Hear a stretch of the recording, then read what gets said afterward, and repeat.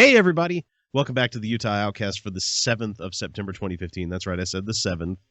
We normally record this on a Sunday, and technically we are, but we do have a special guest interview that won't be dropped in. Well, you know, as you're listening to this, you'll be able to hear it, but we won't be actually doing the legwork until tomorrow. And that special guest is none other than Kerry motherfucking Jackson. We all know who he is, especially if you're a person in Utah. And if you don't, you really get your fucking head out of your ass. And if you're one of those people that's like, I don't listen to the radio anymore, shut up. Shut up. There's Local radio is fucking important. There's a podcast of it. There's no excuse. Shut up. And anyway, show, so this is Podhell Media's flagship podcast. So when you get a second, come find us at podhell.com. While there, leave us a comment on the show post. Use the contact page on the site to let us know what's up. And if that's not your thing, send us an email via uo@podhell.com. Some of you motherfuckers have been getting pretty lazy about contacting me. I used to get texts all the time and emails and shit. Maybe it's because I've ripped the hate mail guy a new asshole. I don't know, but get in touch with us.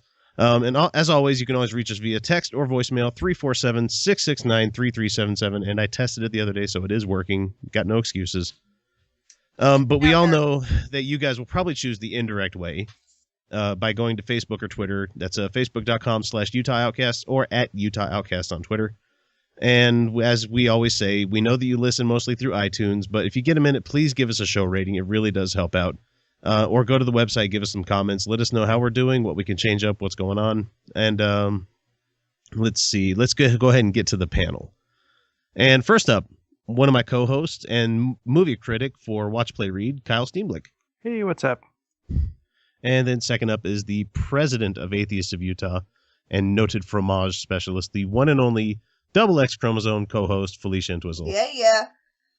And also, you don't have to say that president thing or nothing. That's cool. That's cool. I am just a regular person, like all of you. I am a person like you, but there's so many few times in your life where you get to claim authority on shit. So yeah, suck it up, Buttercup.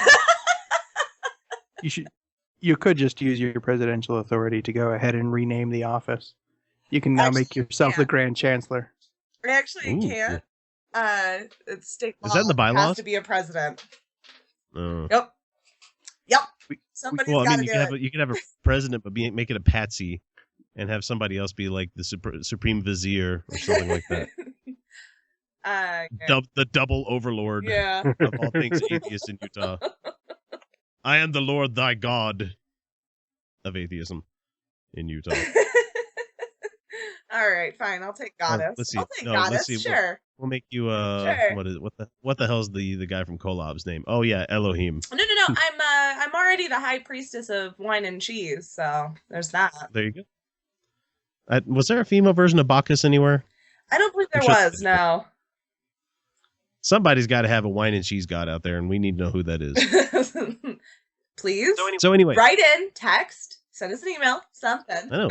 Seriously, somebody's yelling at the podcast right now, and we're only in the minute or two of the beginning of it. Yeah, so go do this thing. Get in contact with us, goddammit. You are still at the stoplight. We know it. And then there's me, your host, X for Read. All my friends call me X. Seriously, I've been listening to a lot of other shows that have mentioned me every once in a while, and it's kind of nice, and I blush a little bit. But at the same time, they call me Chris. And I'm like, no, that's my slave name. No, don't call me that. No, I don't like that name. And I don't know if it's because it's the whole Christ-afer in the name. Maybe that's part of it.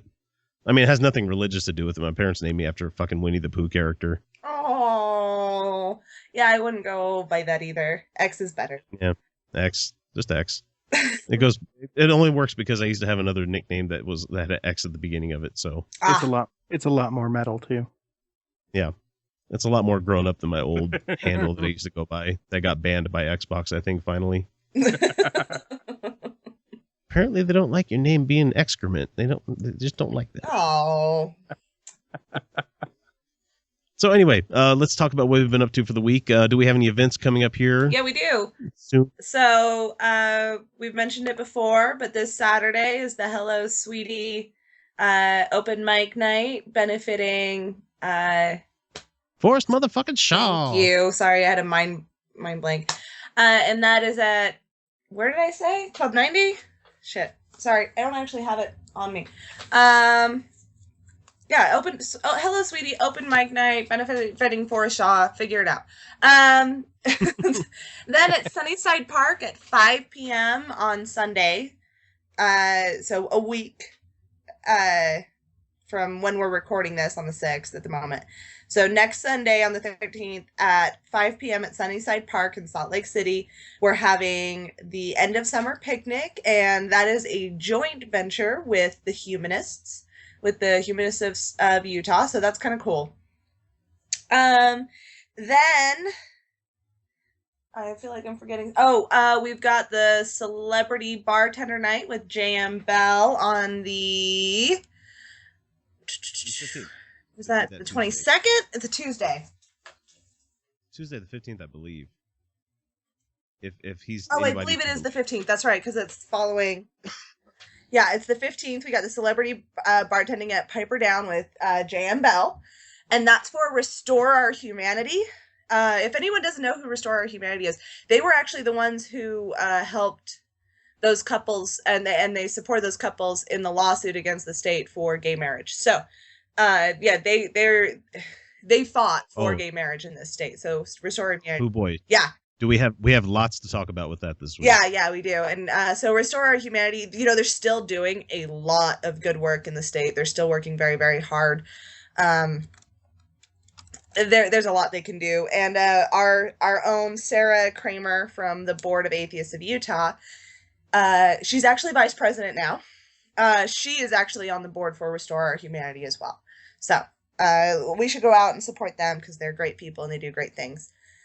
Indeed. And then on the 19th, I believe, so that's that Friday? Yeah, it would be that Saturday. The 19th of September, there is the Provo Pride. Yes, yep. 19th of September, there's a Provo Pride. So from the 12th to the 19th, there is shit going on. If you feel like you need to get out, there is things to do. We've got all sorts of things. Not just but just stuff going on. Then on Saturday, October 24th, and I'm announcing this now early, but I want to get everyone geared up for it. Atheists of Utah is changing how we're doing our quarterly parties. We've gotten too big to host it at people's houses, so we're now hosting it at venues. And the Halloween party on Saturday the 24th at 8 p.m. is going to be at Piper Down. Right now, they're giving us just the most incredible deal on this room, you guys. Wow. Yeah, no, it's really, really amazing. We want to get everyone out there that we can. They're providing karaoke for us, no cost. It's kind of unbelievable. So we're getting the whole back room. Members get in free, and they get a +1. If you have a household membership, you get +2. So you can bring 2 friends. It is a 21 and over, since it's at Piper Down in Salt Lake City off State Street. It is a bar, so you have to be over 21. But members get in free. It's $15 at the door if you're not a member, but you might as well just sign up and get your membership at the door, because you get 5 raffle tickets if you do that. And you all Are they still gonna allow us to do Bucket of Booze? And we're doing Bucket of Booze. Yeah. Obviously, we can't drink it there, but they are allowing us to do the Bucket of Booze. So you bring a bottle of wine or liquor, or a 6-pack. So it's not a bottle of beer. Bottle of beer doesn't qualify. 6-pack of beer, a bottle of wine or liquor, and you get a raffle ticket to the Bucket of Booze. So you buy your membership, or you sustain your membership. You get another 5 tickets, and you can purchase a ticket for $5. So, yeah, it's a great cause. Yeah, it does. It goes to a great cause. It goes to support the Atheists of Utah and the community and the good without God and all the things that we're really, really working hard towards. So yeah, we're really, really excited about the Halloween party, because it's an incredible deal. And now nobody has to donate their house, and we really appreciate anyone who has donated their house in the past, but that's a lot to put on a member. You know what I mean? And that they're not able to really enjoy themselves either because they're constantly worried. Yeah, they're hosting a party and they're watching out for all our drunk asses. So yeah, no, we're really excited. It's gonna be a good time. And there's a costume contest, of course, since this is a Halloween party and all. There is a first place award for best costume, as one would expect, and there's a first place award for most blasphemous costume. So get creative. I want to see the guy that comes in as Jesus fucking Christ. That might do it. The two guys. Yep. So going human centipede style. That'd be I don't know if that would technically count. It's pretty blasphemous, though, isn't it? Terrible. Well, it is. It's really blasphemous. So yeah, we got some really cool stuff. I'm gonna talk about the Halloween party like you wouldn't believe. So. Yep, we got plenty of time till it gets here. So get off your asses and get ready. I mean, just save a couple of bucks. I mean, and I hate to keep bringing it back to it, but that bucket of booze, it's amazing. Get as many tickets as you possibly can. Yeah, because we're talking $400, $500 worth of booze. I really need somebody to go with me because as a board member, I can't win it. Our very own Rhett Facer won the last one. Yeah, but he wasn't on the board at the time. No, but it was a lot. It's a lot of booze. And this wasn't even a quarterly party. This was just a, zombie Jesus party. Yeah, my fella, he went to the solstice party and he saw that bucket of booze. That's like all he talks about now. And he's and the atheists, they do the bucket of booze. And let me tell you about the bucket of booze. Like, he was just like, I want it so much. Man, that's worth joining just for that, just for a chance. Yeah, it's pretty damn fantastic.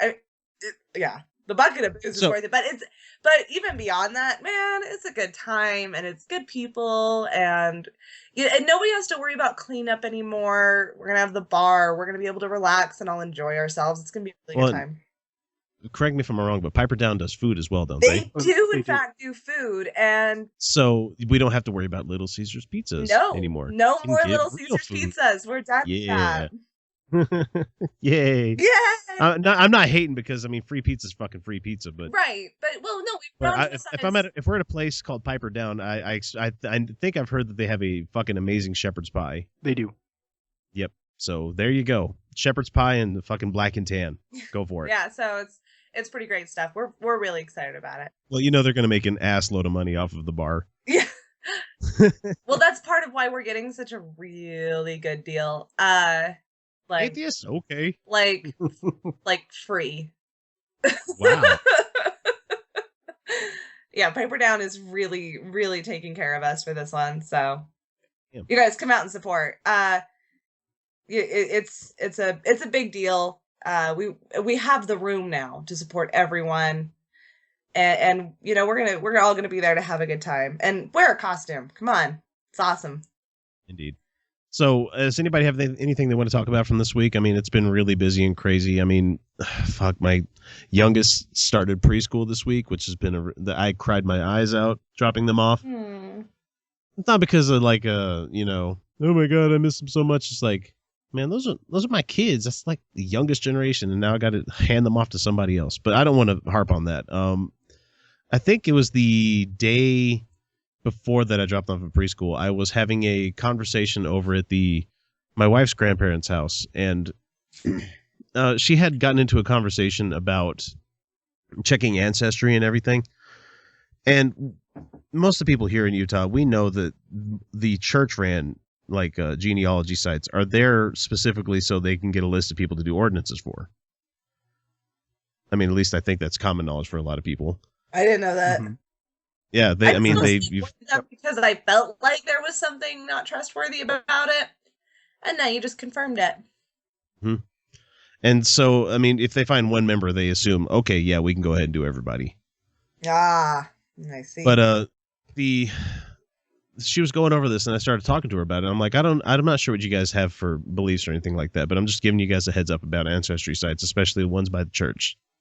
And so She's like, and she laid into me like immediately. She's like, how can you possibly I know that your belief is a non-belief. Oh. And I was just like, okay, there's fallacy number one right there. And just kept going on into like all of the different logical fallacies that, you know, if it was anybody else, I would have ripped them into ribbons about this kind of stuff. Right. But it's one of your kids' caregivers, and it's somebody that you respect and admire quite a bit, and they're like giving you a hard fucking time for your beliefs. And it's just like, well, you know, I don't want to get into it too much. And, you know, she's like, well, how can you believe that all of this came from nothing and nothing guided this and created it? And I'm like, well, if you believe something created it, then what created that? And blah, blah, blah, blah. And it's just like, that's a fallacy. That's another one. That's not right. That doesn't make sense. And just, I kept going. And she's like, well, I just can't see how someone with your intellect, your mind, thinks that you weren't given it by somebody else. And I'm like, okay, there's a fucking insult. Yeah, I don't. Why do you have to assume that? And she pretty much told me to my face that she's like, I'm afraid that your kids, when they go to school, that they're going to have problems with other kids saying that, you know, oh, your kids don't believe, this kid doesn't believe in God. No.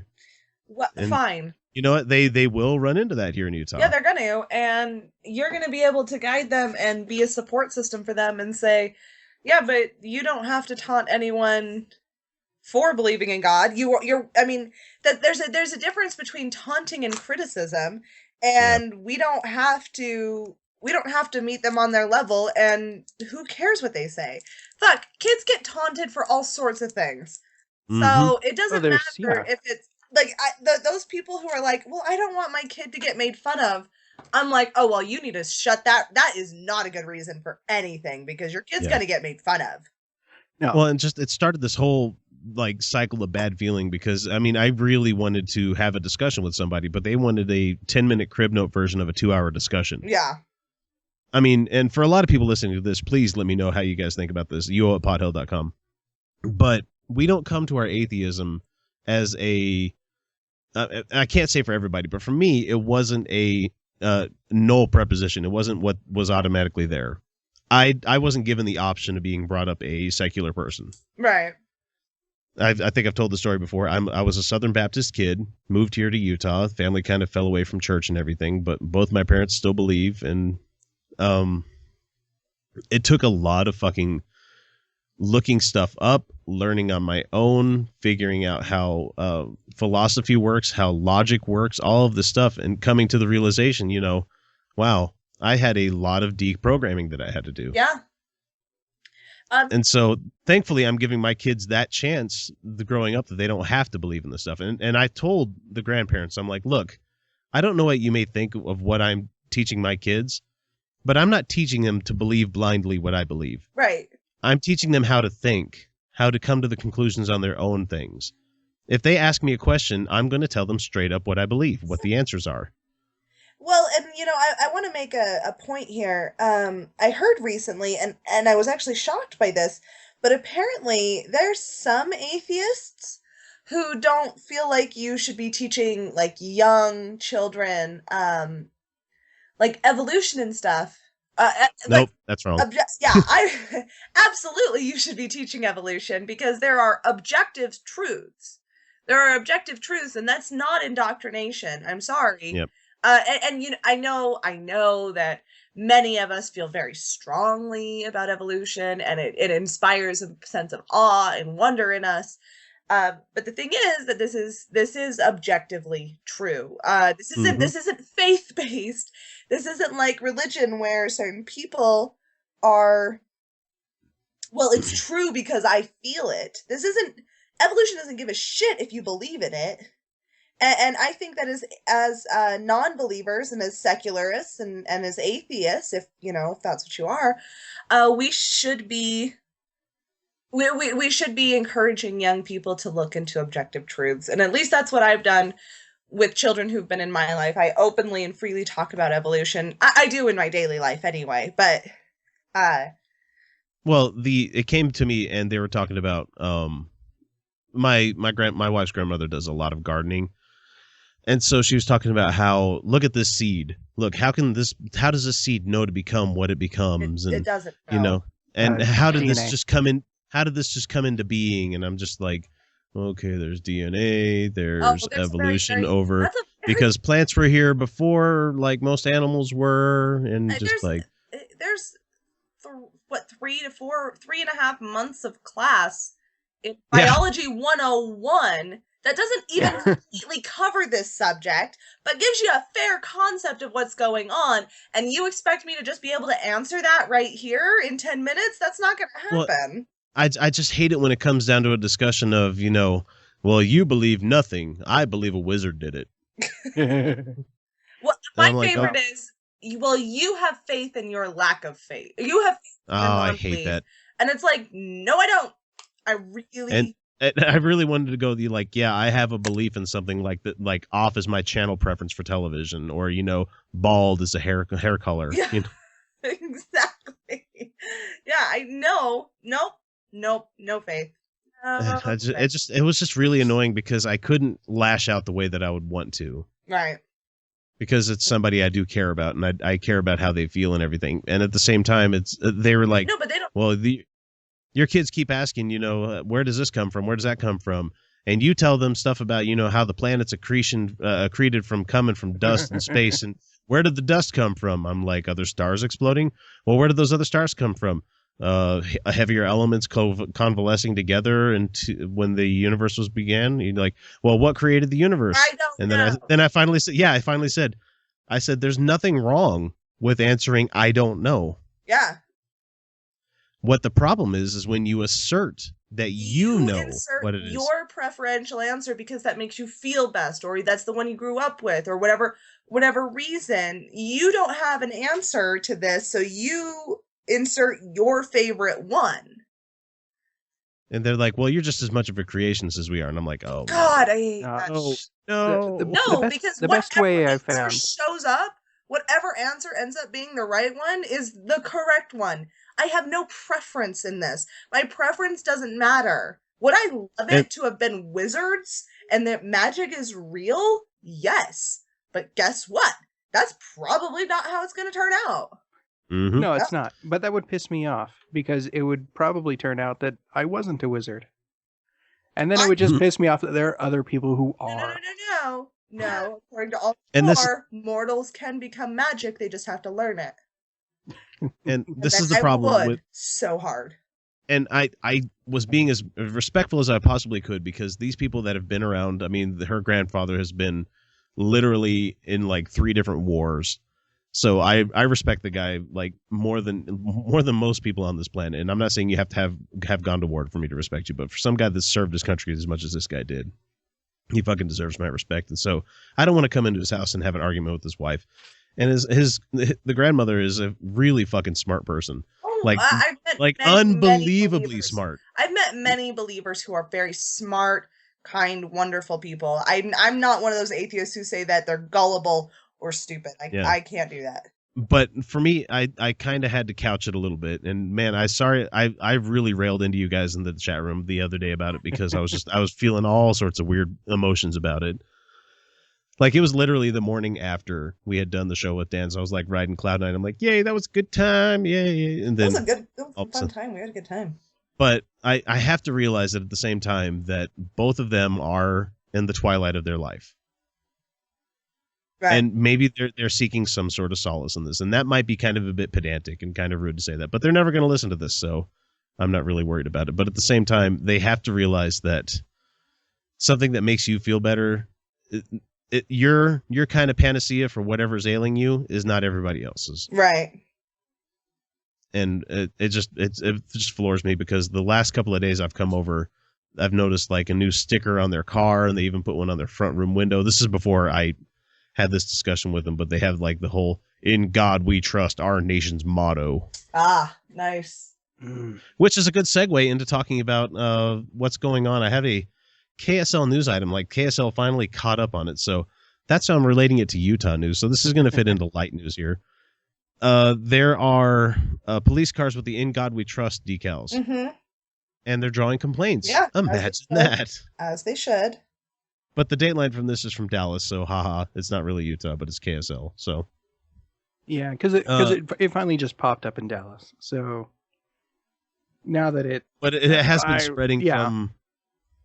And it's going to be here before we know it. And it just really bothers me that they're talking about, we put these on the cars because of all the police officers that have been shot in the last couple of months. And it's like, you know, that rate... Yeah, that rate has gone down since last year, right? I don't know. Yeah, I don't know about you, but that just absolutely rings of bullshit. And it's also when they talk about this whole, it's because of the cops that got shot. It just reminds me of the all lives matter assholes. Right. Well, that doesn't even logically make the slightest amount of sense. How does putting that sticker on a police car do anything for those who were shot? Does it? I maybe if it were like the black ribbon that around your badge kind of thing. Yeah, I mean that's one thing. You know, that shows that you're obviously in mourning, something's going on. Mm-hmm. Right, of course. But putting "In God We Trust," I just don't understand how that applies at all, even in the slightest aspect. Well, it's like, okay, what's to keep them from putting other companies' mottos on the back of their car? Right. You know. I mean, let's see. Yeah, let's see police cars driving around with "By Menon" on the back. Or I just can't wait to see the police car with a fucking Ragnar sticker on it. Yes. Be like, yep, don't run away from this guy. He'll come after you. He may not be fast, but he'll be tired before he'll be very tired. Or let's see, what was the Dairy Queen slogan used to be? We treat you right. Actually, I wouldn't mind that on a police car. Be like, hey, yeah, like, oh, hey, that's pretty good. That makes me feel a little I promise more I won't kill you. I shouldn't be so afraid of police officers as I am. Well, I'm not afraid of them per se, but I've learned that they have, over the last, I don't know how many years I could say, at least over the last 80 years, they have distanced themselves from being normal citizens. Right. They place themselves as a higher class of citizen than we do.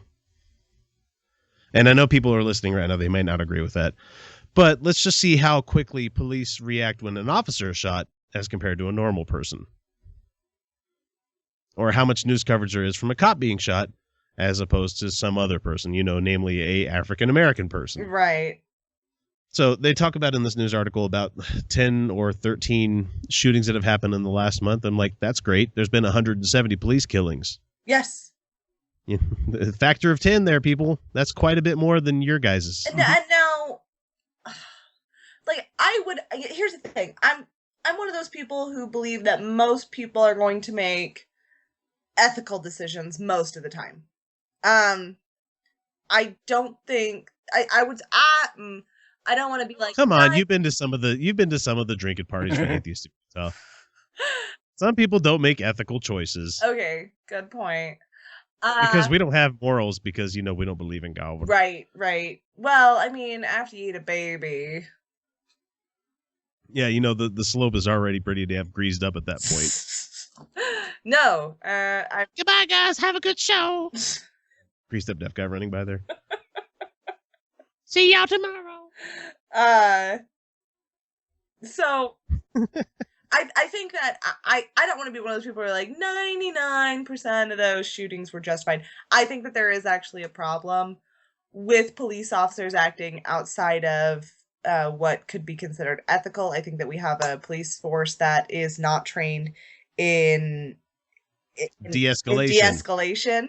I think that we have a culture of violence here in this country. And so I don't want to say that 99% of those are justified, especially because come on, that's a lot of shootings. By law, they are justified. By law, yes, but was there alternatives? I think some guy reaching to scratch his ass when a cop has got him is questioning him is not a reason for you to pull your gun and shoot the dude. No. So, but at that same time, I'm sure that most of them were the best that these people, the cops could work with in that at that moment with the tools they had available. Does that make sense? Well, and at the same time, I believe that, but at the same time, like the dude that got shot last year for getting hit, like attacking the guy with the snow shovel. Yeah. Yeah, the cop was going to get his ass beat. You know, that was probably going to happen because the way he fell off the porch and everything. I don't think the prospect of getting your ass beat is enough to kill somebody. Well, I don't know. You can kill somebody with a snow shovel, dude. I'm not. I understand that, but at the same time, you need to meet force with force. Like, okay, the guy has a snow shovel and he's going to hit you with it. You carry mace, a baton, a taser, and a handgun. Yeah. Well, let's not also forget your fucking mag light that is like a 4D cell battery fucking mag light that weighs probably 15 pounds. Yeah. No, well, I'm with you. In that particular situation, that one bugs me quite a bit. Because first off, why and the camera stops magically. Well, it stopped because it got hit with a snow shovel and the guy fell off the porch. But it did. The camera broke. But the thing that bugged me about that one is why the hell did the officer get within striking distance of somebody with a snow shovel? That boggled my mind. That and it didn't. The guy when I was watching the video, you can tell the guy is getting more and more agitated. And as this guy's getting more and more agitated, I would have backed away. The officer is getting closer to him.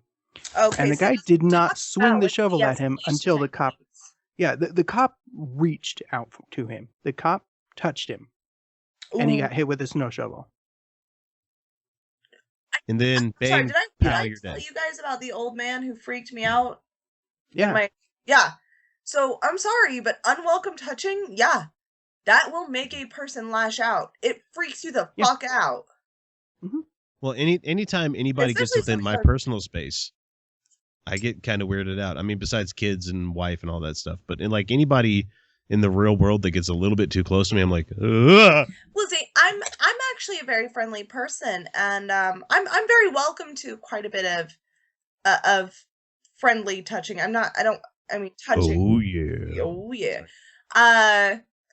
I've been known to do I don't know if it's just because we're cheese people and what it is, but we all like hug each other and we do that hello darling, like on the cheek and shit. Yeah, that actually happens, like super European. I had no idea that that's what happened in that cheese island. Yeah. But which makes me what part of the store can I go to get a rusty trombone? Oh, for hell's sake! That's on the cheek. That's the meat department. Guys. Are you? That's the meat department for real. But there's a very real. I need about 9 inches of bratwurst. I've had plenty of customers like touch my shoulder and be like, "Well, thank you for your help," and it's not creepy. And that's never entered my radar for like it's okay to touch somebody else. It must be a millennial thing because the older generations seem to be a lot more okay with it. Well, well, actually, America, our culture touches far less than other cultures, and there are some studies to indicate that actually adds to the increased sense of loneliness and unhappiness that we experience in our culture. Other cultures, like people just touch each other. Not creepily, not grab you, not accost you, but like just touch each other.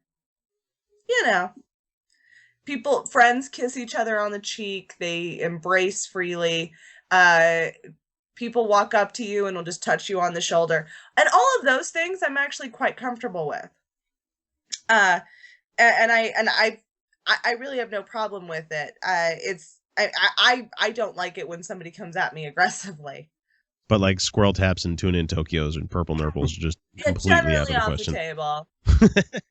I don't even think like in countries where it's acceptable for male friends to hold hands. I don't even think that would pass. You know, it still makes me laugh to see George Bush holding the hand of the Saudi princes. I still laugh every time I see those pictures. That's normal there though.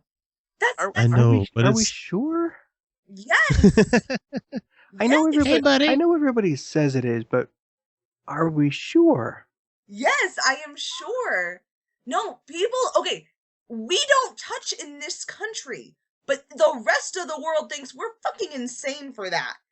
And They also think we rest of the shower apes too on the much. planet would think we're insane for that if they could understand, multicultural concepts.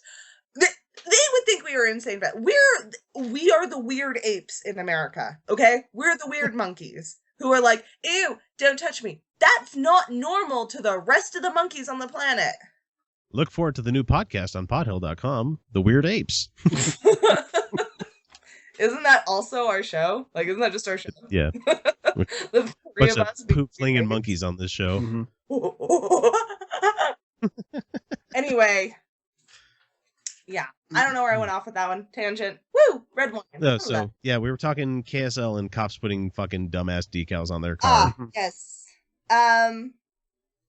We got off on the tangent. I would really appreciate it if it was, we'll treat you right. And cops treating people right. We were like, oh yeah, that would be really nice.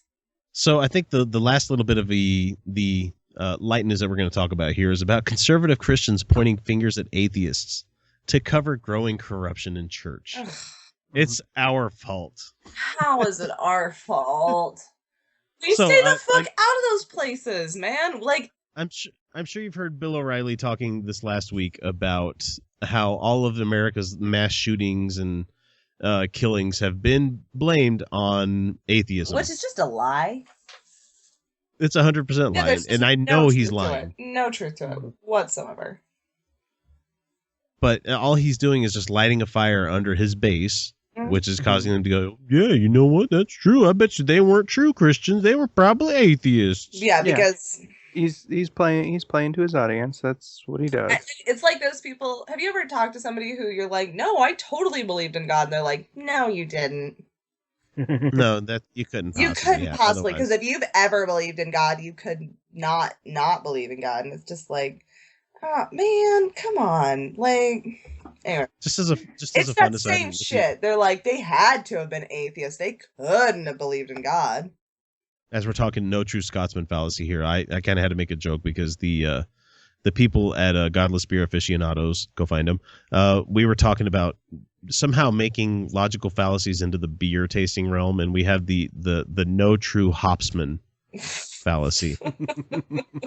When somebody who is known to like IPAs talks about how this one was just too bitter for them, and everybody's like, "Oh, well, you just must not like hops at all. You just might not think it's not bitter. You can't handle bitter." Some people genetically can't taste certain bitters that over others. So some beers will genuinely be more bitter for them. Mm-hmm. I can't do coriander or the hell's the spice, the cilantro. Oh God, I love cilantro. It tastes like soap. I would be damn near blowing people for cilantro. I love cilantro. Tastes like wow. soap. Tastes like soap. That's genetic. Poor bastard, Chris. I can't have banh mi sandwiches. I can't have pho. I can't have let's see, I went to Slackwater Pizza in Ogden, and they usually throw a whole bunch of cilantro on the top of their pizzas after they serve it to you, and I'm like, this tastes terrible. I can't eat this. I love cilantro. Oh, the smell of it, everything about it. And what's really sad is that one of my favorite styles of beer is a Belgian white, but most of those are flavored with coriander. And so, see, I love coriander too. Mm-hmm. But I've done the tests, the genetic tests with the paper for the bitters, right? Yeah. And I taste all the ranges of bitters. Oh. Yeah. So IPAs are absolutely not an option for me. Really? No, I can't handle them. They are way too bitter. It's just I get no other flavors but bitters from them. See, and I have an IPA and I think it tastes like candy. I think it's fucking delicious. It's so good. But that's what, so when somebody says that they like IPAs, but this one was too bitter, they're probably just pulling out, in the other IPAs, they didn't have that range of bitters that they could taste, but this one did have that range of bitters that they could taste. And so, yeah, it's the no true hopsman fallacy. The no true hopsman. Yeah, absolutely. Somebody can love IPAs, except this IPA. For me. So back to the topic at hand. We have a lot of other conservative Christians like Sarah Palin saying that the logical result of atheism, a result we have seen right in front of our eyes, as one of the world's oldest and proudest nations. She really did not. She did not say we are one of the world's oldest and proudest nations. Oh my God! You realize that China's been a country for a lot longer than us. She didn't. No. You were telling me. This is the lady that sees Russia from her porch. Sorry. You were telling me right now that was a quote. That was a quote. Oh, my fella's gonna hear about that one. So, as a result, ... I'm doing an ellipsis here, so I don't have to repeat the quote. As a result, is severe moral decay. Society's gotten better. I think we've gone over this with the Boyd Packer thing that we were talking about. Yeah, the world is actually better.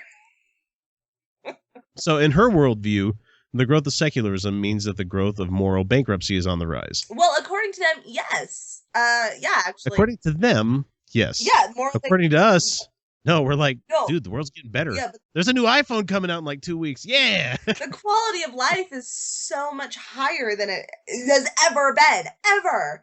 And so, for people who care about consequential ethics and quality of life and happiness for the individuals, subjective morals, that's all the things religion promises. For those of us who actually give a shit about it, we can look at it and go, maybe there's some things going on that are right. Just saying. So I'll knife fight any motherfucker that talks about objective morality. I fucking hate that topic. Ooh. Are we going to have a knife fight? No. I talked about this on the radio, on Radio From Hell. I talked about this. Nice. I have heard that there is such a thing as objective morality. It's never religious. Religious morality is never an acceptable ethical stance. Simply because it is so absolute, it does not account for consequences and therefore cannot be adapted to the situation. Religious morality is always a flawed ethical system. But for me, I can't see any system where you have an absolute.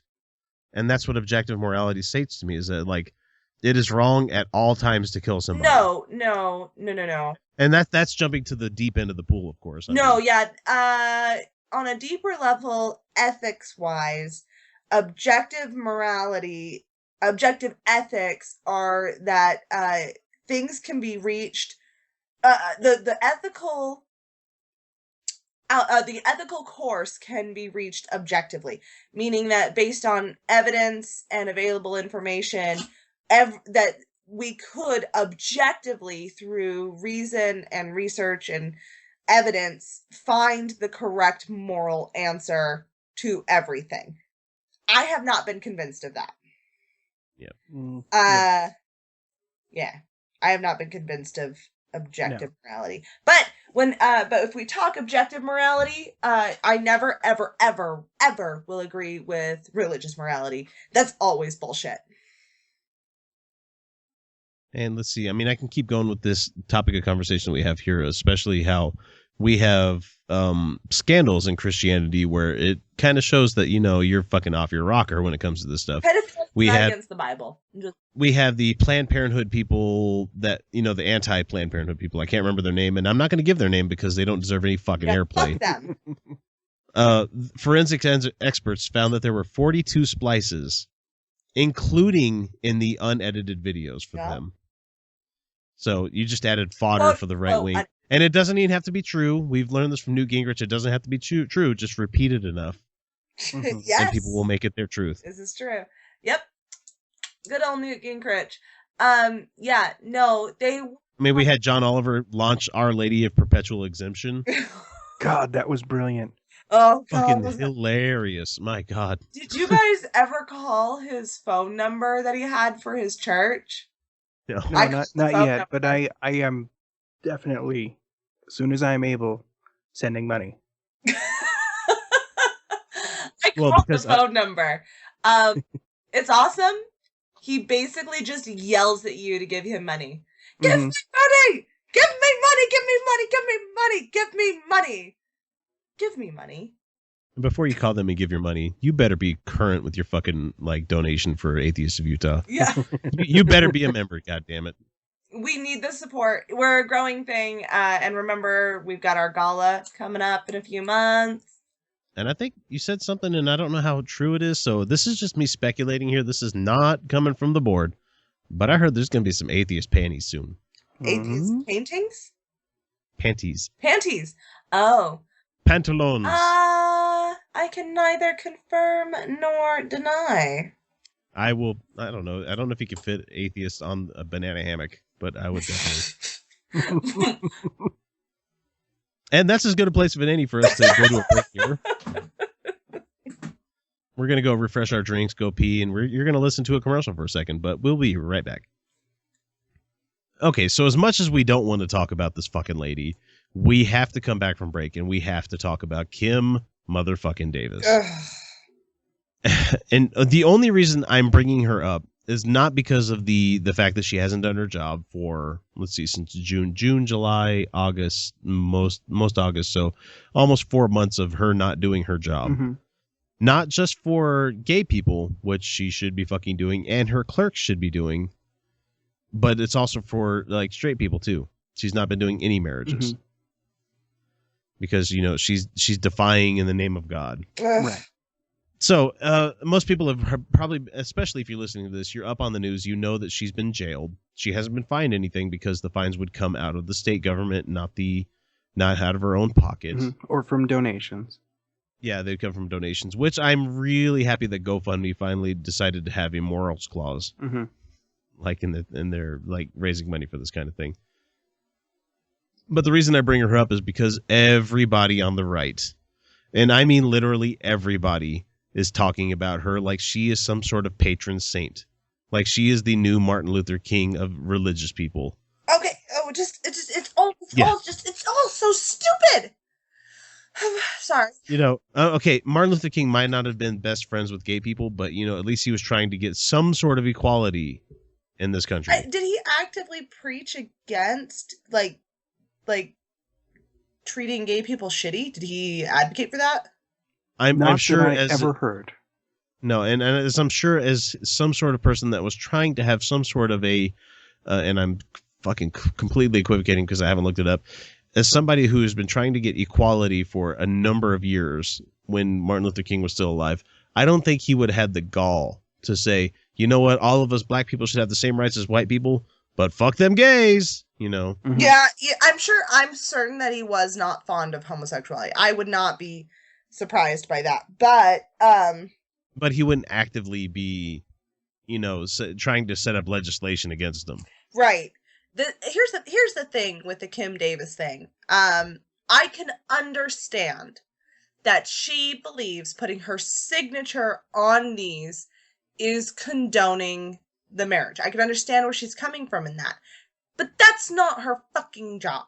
Her job is not to approve of the marriages. It is just to certify that they're legal. That's part of her job, is that these two people can legally marry. And she's confirming that. That's all she's doing. That is the oath that she swore. And Kyle and I, we're not going to specifically give you the definitions here, but I know that going into my job, I had to give an oath of office. Mm-hmm. I've sworn one myself. Yep. Which is you defend the Constitution against all enemies, foreign and domestic, and swear to withhold, blah, blah, blah, blah, blah. You know, I signed the same thing. It is that you will do what the law of the land says that you should do as you enter this office. Right. Not what you want to do. But what the federal law says, what the Constitution says. No, I understand. And for the life of me, it really bugs the shit out of me because I'm a member of as I'm starting to do the whole Dan Ellis thing, and I'm like adding myself to any fucking atheist, secular, ex-Mormon group out there on Facebook because I like getting all the news items. I like hearing from all these people. But I started seeing people like, oh, well, I guess the gays are starting to be bullies now themselves, and it's like, wait, what? What? No. Like, look here, dude. They are trying to get married in an office. Well, they should have driven somewhere else. No, fuck that. They should be able to go wherever they want. It's the law. The law of the land says that they should be able to get married at their local courthouse. They have every right. And it is a civil right that is being denied them. And some people don't have the option to travel elsewhere. And it's fuck not all that, our decision to decide whether or not these people are worthy of getting married. I'm sorry, but that's not actually the law. The law doesn't say that you get to decide who is worthy of being married, because if that was the case, then I would have been denied. I just hate these apologists for religious asshats. Yeah, and even all that should be beside the point. What I haven't been able to find is, in all that time, did she ever actually, because she could, according to Kentucky law, as I understand it, request a specific religious accommodation that her signature and her name not be on the marriage certificate? No. I think it's the actual clerk and not one of the deputies. Her name has to be on there. Yeah, she's the city clerk. Well, she's it. Yeah, I know that's what their current law is. Oh, okay. But I do know, like here specifically in Utah, they do have one of those religious freedom laws. Yeah, where she could legally request a specific exemption. I mean, granted, they would have to go through the procedures to approve it, but they have the avenues to do that. Did she do that? Did she make that request, or did she just say, nope, not going to do it? I honestly don't know. Yeah, and I haven't been able to find that answer either. I haven't either. From what I understand, that she just straight up denied. But that doesn't matter. She doesn't get a religious exemption. She's serving a public office. Right. No, and she's gone the courts so far as to ban all of her staff from issuing these licenses. Even there was one person who was ambiguous, who didn't give a shit, and there was another person who supported the rights of gay people. The rest of her staff said that they were on her side. Yeah, one including her own son. Equally. Yeah. But there were two people who would have been available to sign these certificates, and she banned them from doing it. She gave them direct orders to not do it. Yep. And she could fire them. She has the power to fire them if they don't comply. So, threat of losing my job? I don't know. Especially in a place like Kentucky. I mean, I'm not going to speak like saying that, Kentucky's backwoods and country and everything like that, because I have a lot of good friends that live out that way. But at the same time, I can only imagine it's as hard as everywhere else to get that kind of work. I'm telling you right now, I'd be afraid to lose my job. Yeah. I would. And the thing is that as much as I believe in gay rights, as much as I support them, if I was in their position, I would probably... I'd probably end up losing my job. Huh?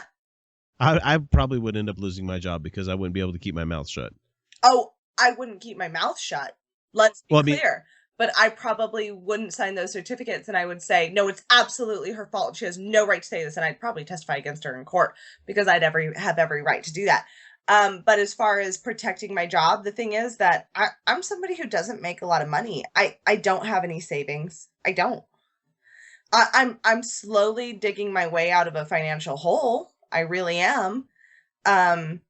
And I'm working on getting a savings together and building for a future. But the thing is, right now, I don't. And if I was in my position right now and my job was threatened, if I worked for the public government, the company I work for right now, that's not a real threat.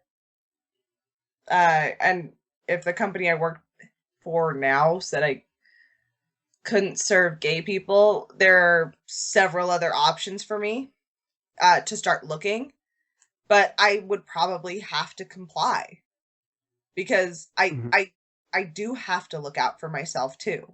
I do. Now it and looks I can like be vocal in my opposition. I can be vocal in my opposition.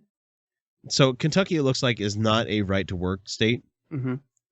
So I think having your own morality and being able to, your own worldview, especially one that falls in line with the federal government, and being able to stand up against this hypocrisy would guarantee that you wouldn't lose your job. And if you did, you would have a right to sue. Oh, that's true. I'm thinking of it in a right to work situation where if I lost my job. Like here in Utah. Yeah. That's it. I mean, here they can't fire you for certain reasons, but at the same time, they could always find another reason to counteract that one. Right. They could find that one time you were late to work or the one time you took a long poo break or something like that. Yeah. So, as we're talking about poo, let's get back to the people that are supporting this lady. Can you believe that? I don't understand this. Americans, are you kidding me right now? So, she's in jail right now. Yeah. And, of course, Mike Fuckabee has decided to throw his lot in with her as well. And so just listen to him here. As soon as it loads You're up. going to make me listen to Mike Huckabee, aren't you? You're going to do this. Yeah, as soon as it finally... Out of the Kentucky County Clerk's office this morning, marriage license in hand, just hours after Kim Davis, the clerk who runs that office, was hauled off to jail for refusing to license same-sex marriages, citing her religious beliefs. Her attorney saying that it's the first time in United States history that someone has been jailed for believing that marriage is between a man and a woman. Probably true, yeah. Okay. No, you're not being sent to jail for believing that marriage is between one man and one woman. You're not being jailed for that, Fox News. God damn it. You're being jailed for forcing your religious beliefs on somebody else using a fucking government office. No, or more specifically, for defying a lawful court order. Right. Yeah, the judge said, no, you have no fucking legs to stand on. Do your job. She had two options. Resign, not do that job, or issue the licenses. And that is where it comes down to, because she has not been personally approving of the relationships of everyone who's been seeking a marriage license before then. She hasn't been asking them if they do oral or anal sex, which is against the Bible, by the fucking way. I know gay couples that have a more steadfast marriage than most people do. Well, that's the thing, though. No, she's objecting to the homosexual sex. The sex. Ew, it grosses me out. Right, but do you think she's quizzing every straight couple that comes in there? Do you practice sexual deviancy? Do you practice anal sex? Do you practice oral sex? Or... Has she ever given you a hand job? Have you ever gone down on her? Like, these things are not questioned. She's not approving of each marriage on her morality. And that is not what her job is. And she has known that up until this point. And so now she has decided to define when she will morally approve of people's marriage. And the court said, that's not your fucking job. Your job is to issue marriage licenses if they are legally able to get them, which gay people are now, everyone. And she refused to do that. So she is being jailed for contempt of court. So this should prove to people out there that might be sitting on the fence why it is important to, if you have a firm belief in something, to be a firebrand about it. Yes. Otherwise, assholes like this will keep popping out of the woodwork. Do we know when she became the county clerk? I think she got elected in after her mom passed away or left the office, I believe. She was the deputy to her mom, and then she got in after her mom. It's total shit. Doesn't matter. I think there was what Eddie Murphy movie was it? The Distinguished Gentleman, I think is what it was called. Stupid movie, not very good to watch, but it taught me something about politics at an early age, and it's stuck with me ever since then. Is that people vote for a name. They don't. Most of the voting populace don't go for what people's platforms are. They vote specifically on a name. Well, no, for something like county clerk, nobody really gives a crap because it doesn't. You don't do anything. It is essentially a go nowhere job, but at the same time, look at the fucking waves this has created. So let's get to Mike Huckabee. There are no religious liberties of conscience left for elected officials, and regular citizens are next. Religious liberty is not a sword with which government, through its employees, may impose particular religious views on others. The larger issues here are a big topic right now in the United States in terms of religious liberty. Presidential candidate and former Governor Mike Huckabee joins us now. Good to have you here, Thank you, Martha. Governor. I know that you have a rally next Tuesday at 3 o'clock for Kim Davis. You're very supportive of her. Why? A fucking rally for this woman. Okay, sorry. We're gonna get to religious people. Are you kidding me? The separation of church and state is what has granted you your particular faith. It's good for you. You're not a Mormon. Do you want to be forced to be a Mormon? No. If you're not a Catholic, do you want to be forced to be a Catholic? If you're not a Methodist, do you want to be forced to be a Methodist? If you're not a Lutheran, do you want to be forced to be a Lutheran? No. Well, the answer is no. Let's go beyond Christianity here. You're a Mormon. Do you want to have to practice Sharia law? Right. Well, exactly. A lot of them probably would. They probably would. They believe a lot of this They stuff. hate it because it sounds foreign and brown, but they'd probably be down with it. When you look at the insides of it, and we've talked about it before, it's the same fucking wrapper around Old Testament shit. It is the same thing. Okay, so here's Mike Fuckabee. Because this is the criminalization of Christianity. No, it's not. Oh, fuck. Wrong. 70% of this country claims Christian. This guy's a fucking presidential candidate. 70. No, he's really a front not. runner. He's not really. I think it's down between Jeb and Trump right now. Yeah, at some point they have to stop referring to everybody as a presidential candidate. You know what? I think it was 17 last time I counted. Probably more since then. Okay, well, the criminalization of Christianity, which we all know it's not. The Kentucky Constitution voted on by 75% of the people. I don't give a shit. The will of the majority does not fucking dictate this country. God damn it! Oh. Otherwise, we'd probably be burned at the cross. In some sort of ironic fashion. She has now been criminalized. She's being held without bail. I want you to think about this. Jeffrey Dahmer got bail. Albert DeSalvo, the Boston killer, got bail. John Wayne Gacy got bail. Kim. He's listening. Bail only applies to criminal cases. This wasn't a criminal case. She's being held because the judge felt that if she had any fines levied against her, her supporters would pay them, and that would not actually resolve the situation. Well, and the other thing that people are losing focus of is that the judge was a fucking Bush appointee. He is a right-wing judge, but at the same time, he's like, look, you're not following the letter of the law. Right. I mean, thank goodness you have judges that have principles, but at the same time, hold the fucking letter of the law up to standard. Well, and just to break down what contempt charges actually mean, when you are held in contempt, the penalty is intended to be... Your loss of freedom is meant for you to fucking correct your action. Yeah, it's meant for you to comply with a court order. That's what it is intended to do. You either get fined or jailed until you comply. I mean, I expect this guy to parade her in front of the judge's bench every morning and be like, are you going to do this?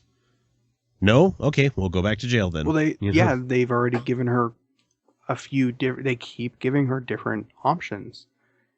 Well, and they finally allowed, I think, the clerks that we were talking about, the ones that are okay with it, to finally allow them to finally do what they're supposed to be doing. Well, yeah, because they got the same deal. It's like, you either do it, or you are also face contempt, going to be held in contempt. Yeah. So let's hear what else the bloated windbag has to say here. Davis, because she followed her convictions, is put in jail and is not given bail. This is an unbelievable moment in American history, and I think it may wake people up, because who's next? Are pastors next? Florists? No! Oh! To jail. Pastors are not civil servants. No, and neither are florists. Right. Well, they could be, if they defied a court order. Yeah. Before this is over. And the Supreme Court reached out into thin air and created a redefinition of marriage. There is... No, they actually did not. No, they actually did not. Because...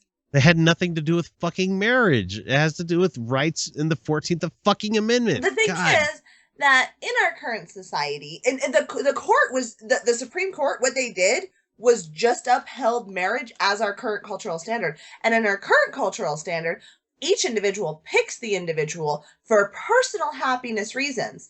And then they form a life together. That is the primary reason for people getting married. It is not to have kids, as people like to point out. No, that is traditional. Those things tend to go together. That you have kids with your partner, but that's not a requirement, nor is that the expectation. Legally, the expectation, you are not expected to have kids if you're legally married. That's not the expectation. You choose the individual based on personal happiness, and in that situation, gay marriage has no reason to not exist. So, and I closed the link because I can't stand to listen to him, and we had like 4 more minutes of this stuff. He wanted to go on and say that she is afforded more rights than Gitmo detainees. She is being treated worse than Gitmo people. I'm sorry, I don't remember any portion of her being waterboarded or, let's see, being anally fed. Or how about? Well, yeah, yep, no. Rectal feeding. That's what it was. Rectal feeding. Oh. Because that sounds better than shoving food up their ass. Oh my God. Sometimes, man, sometimes some of the things that this country has done it's fucking disgraceful. There's a lot of times where I'm like, okay, I'm out of here. No, I can't take this shit. But I can't let them win. I really do believe in our Constitution. I really do. I think it's a fantastic piece of work. I think it's an amazing governing document. I think that being governed by the people and for the people is a fantastic way to govern. I think our country's failed in a lot of ways, and Gitmo is one of our most egregious sins, poetically meant, not. So Kim Davis's lawyer, I believe his name is Matt. What's his name? His name is Matt. Matt Staver. Sorry, he's the I keep forgetting the names. Liberty Counsel is the organization he's part of. He goes on to say some of the most abhorrent shit that I've heard about this whole case. Just go ahead and listen here. Are we getting a far greater slippery slope here in America regarding this conscience deal, religious liberty issue? Oh, well, Kim Davis's case is Exhibit A in that. Yes, we are. I mean, and she's not the only one. We've got the baker and the florist and the many others, photographers and wedding chapels, and we're going to have this happen to churches and pastors. This is just the beginning, and the question is, are people going to draw a line and say, enough is enough? This is not the kind of America that we want to live in. Oh my fucking God. Okay, if you're using public works, the road, the buildings that you're in, the pipes, everything that is funded by public money, and you are a public business, you do not have the right to turn away people. Right. Based on civil rights laws. Okay. If someone's coming into your place and you say no shirt, no shoes, no service. Yes, by all means, if they look slovenly, you could probably send them on their way. You got to have a good reason for it. I mean, if a guy's coming in saying, hey, I want to buy cake, and your job is to sell cake, fucking sell cake. Okay, so this is... Okay, it really does get worse because he goes, God wins. That's right. Now, they fired me a couple of years ago because of a definition of marriage that I had between a man and a woman that I said 15 months before I even went on the air. They just pulled it up out of my background, and they held it against me. And I just know from a first-person experience here in this situation, Kim Davis and others have to be bold, and I hope that men and women around this country, if you are being bullied or pressed up, that there are guys like Matt Staver out there who will defend you. You have rights. We have rights. We have to shout back. We have to confront people who are breaking the law. What? They're following the law. He is right. We do have to confront people who are breaking the law. Yeah, which is assholes. why she's in jail. Okay, hang on. Yeah, we do. We have to stand for people like yourself. You've seen this firsthand, this intolerance. And what I think most people don't understand, but they're starting to see it now, is that if you even believe that marriage is the union of a man and a woman, that alone classifies you in some people's mind as a hater, a hate group, that you can't have employment. You know, back in the 1930s, began with the Jews, where... Oh! Yep, here we go. This is full Godwin right here. Hang on. Evicted from public employment, then boycotted in their private employment, then stigmatized, and that led to the gas chambers. Boom! Oh Fucking my gas hell. chambers. No. actually, what the Nazis did was very similar to the Jim Crow laws here in the United States. What they did was they enacted subtle, simple laws that at first seemed to isolate Jews to their own communities. Then what it did is it started to remove ownership. Then what it started to do was to push them out of certain positions so that they could not actually hold any form of power, even in the private sector. That pushed them into a second-class citizenship. Then what the Nazis did was then they pointed at them and said, you see how they're abusing our system? You see how they're living off our welfare system? Oh, you mean much like poor black people here in the United States? Yes, much like that. And even worse, back under the Jim Crow laws. And so what they did is they created a second-class citizenship and then blamed those people for the second-class citizenship. This is not the same thing as somebody being a complete and total asshole and people not wanting to buy products from them. And it's not the same thing as a baker who won't make a cake for a gay couple who doesn't give a shit. The gay couple says, fine, we'll move on. Then they publish the information of that gay couple, and then that gay couple sues for violation of privacy, which there absolutely was, because that baker you have an expectation of privacy private information. And then the lawsuit was they had to pay a fine for violating that couple's privacy, the gay couple. Then they were boycotted. That is not actually what happened to the Jews at all. Their business was completely destroyed by their own actions. Kim Davis is not being persecuted because she's a Christian. She is not being minimalized and forced out of her job because she's a Christian. Nobody's saying she has to resign. Nobody's forcing her, saying that Christians can't hold certain positions, that Christians can't hold certain beliefs. What they're saying is, you either follow the letter of the law or don't do that job. This is not the same thing at all. And so I find it hilarious. Fuck them for the way that the Jews were treated. And I'm not a fan of Judaism, but fuck them for comparing their current situation of wanting to be assholes to what the Jews dealt with in the 1930s and to what African Americans dealt with under Jim Crow. Fuck them. So we know what Dan Savage has to say most times about things like this, and he is the guy that we have to thank for calling Rick Santorum a frothy mixture.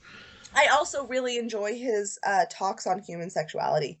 So he has a couple of words about this, and hopefully I queued it up at the right point, so let's just go here. But it's not a different story that preachers may one day be thrown in jail for refusing to perform same-sex marriages. That's a different piece of demagoguery and, frankly, BS. Right now, in this country, preachers routinely and regularly refuse to perform marriage ceremonies between heterosexual couples when they don't approve of an interfaith marriage or they don't think that a heterosexual couple is sufficiently religious. And there has never been a case where someone has been thrown in jail for refusing to perform an opposite sex wedding, and it's just complete crap, frankly. Well, I could It is complete crap. Yeah, no, preachers are not about to be thrown in jail for not performing same-sex marriages. That's not going to happen.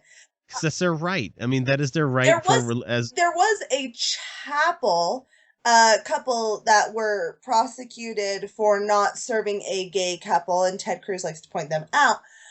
This chapel was a public chapel. It's open, open to the public. It's not a denominational. No, it was a non-denominational chapel, and they refused to serve a gay couple because the owner's particular faith disagreed with gay marriage. But they owned a public chapel. They weren't checking the religion of people at the door. And as much as I might like to joke about it and say something like, I would love to have a Church of the Flying Spaghetti Monster church hall and spaghetti place.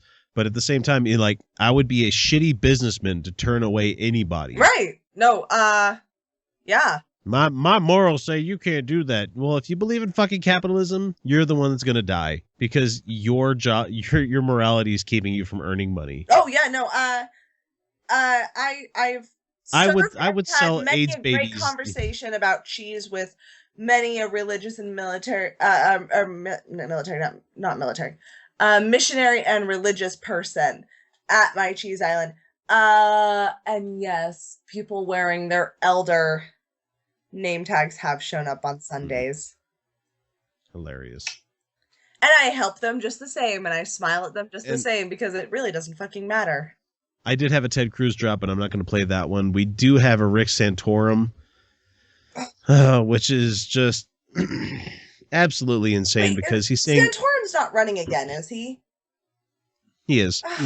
Fuck. He's currently polling negative numbers, but he's saying that Obama is bringing in radical Muslims. No, he's not. You know, because we're opening our borders like America has always done to refugees.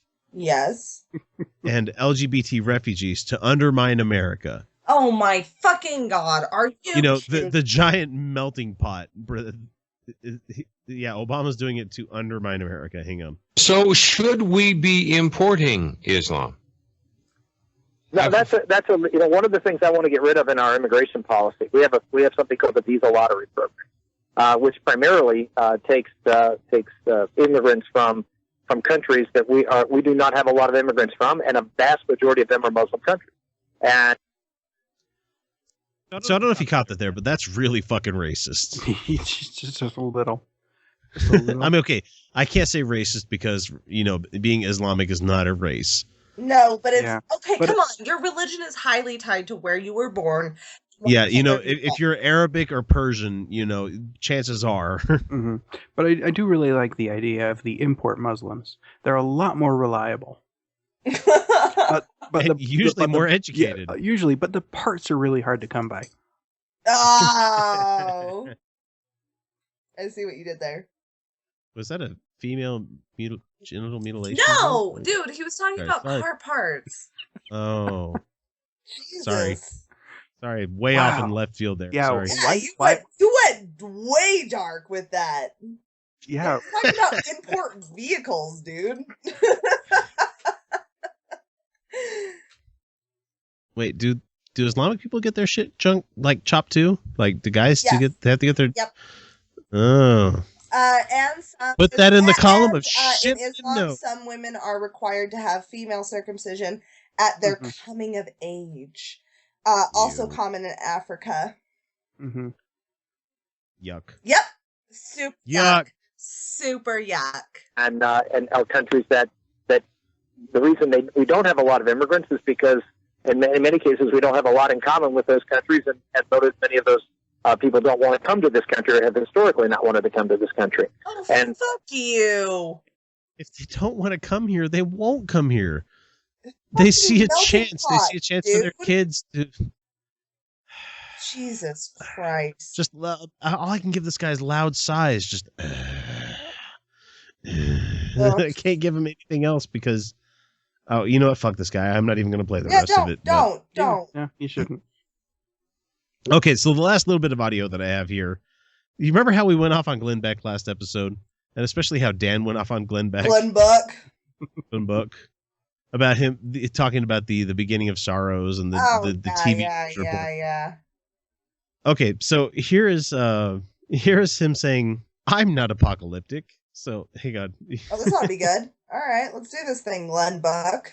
Understand, we're done as a nation. When Mitch McConnell says now is not the time to end abortion, we're done as a nation. We're not going to get any more warnings on this. Didn't he just say last time, last chance? Last chance. Last chance. Yahweh said this is your last chance. Last chance. And the guys at the Godless Revolution did a good interpretation of this where they're like, wait a minute, he's Mormon. He shouldn't be getting any kind of fucking revelation except from fucking Monson. Right. He should not be interpreting shit on his own because that's what his quote-unquote prophet is supposed to do. Right. Evil is rampaging right now. No, it's not. This nation is really not. We have a generation of people that don't know the strife of fucking, thermonuclear war. We don't have to worry about, global thermonuclear war. We have terrorism, yeah, but that hasn't hit here in really in a big number for 14 years. Yep.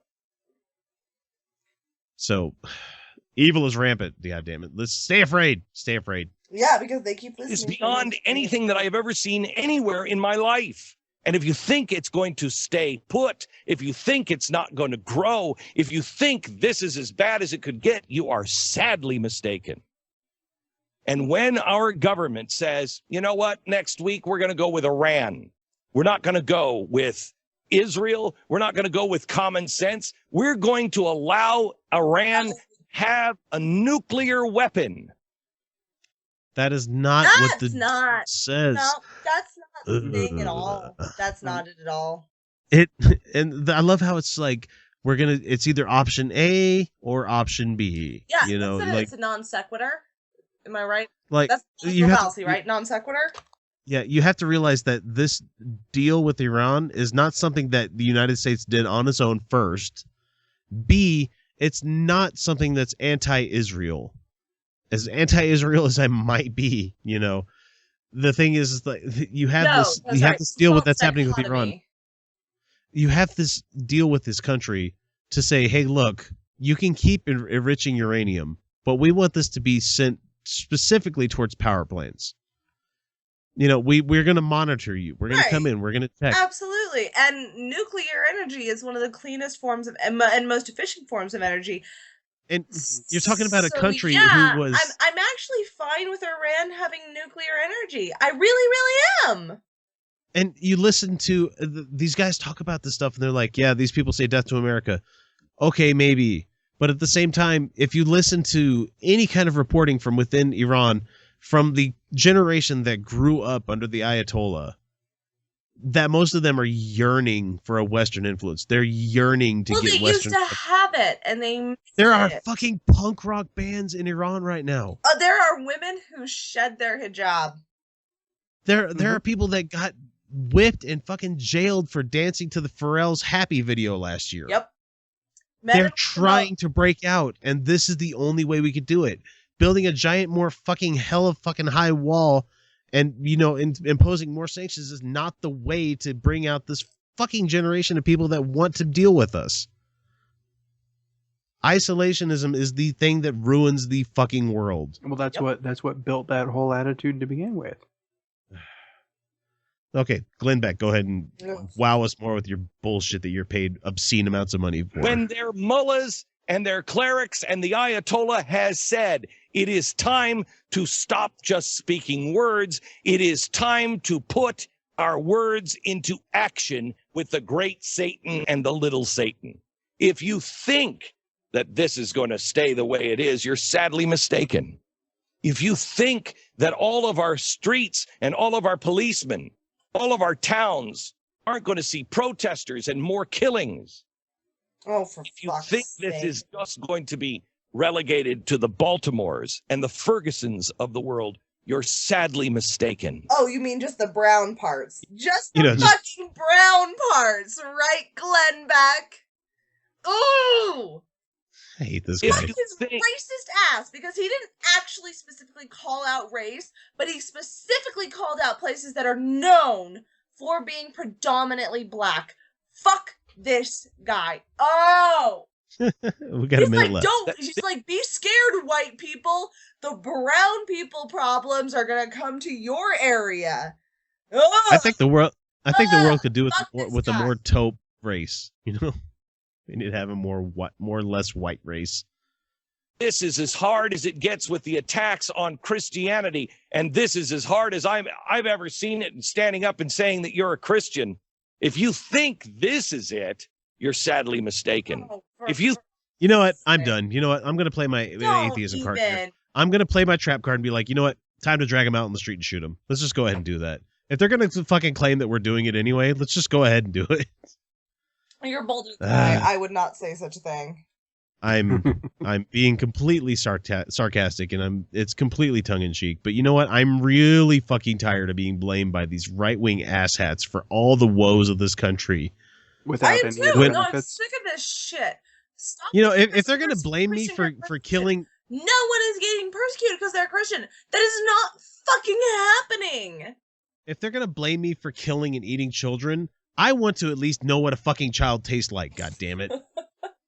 Oh, I'm so sick of this shit. I am too. I'm so fucking done. I'm so dance Hence why I'm a fucking firebrand. And you guys can't see me fucking waving my hand over here. This is why I'm an anti-theist. This is why I'm an anti-theist. You don't see me waving my hand at the computer to my right where I'm watching Glenn Beck look at me with a fucking parsed mouth like, oh yeah, baby, come in my mouth. But, I'm so sick of these fucking people. I know.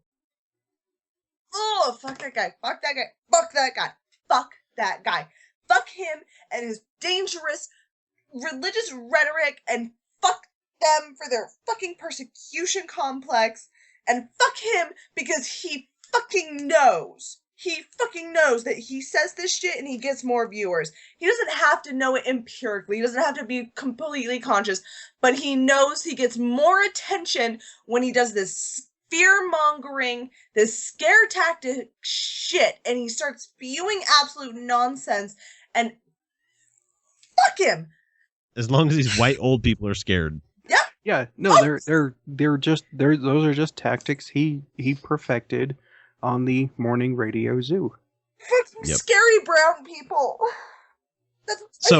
He fucking scary brown people and fucking scary people who aren't like us because they don't believe in our God, and fucking scary fucking world because we don't fucking understand it.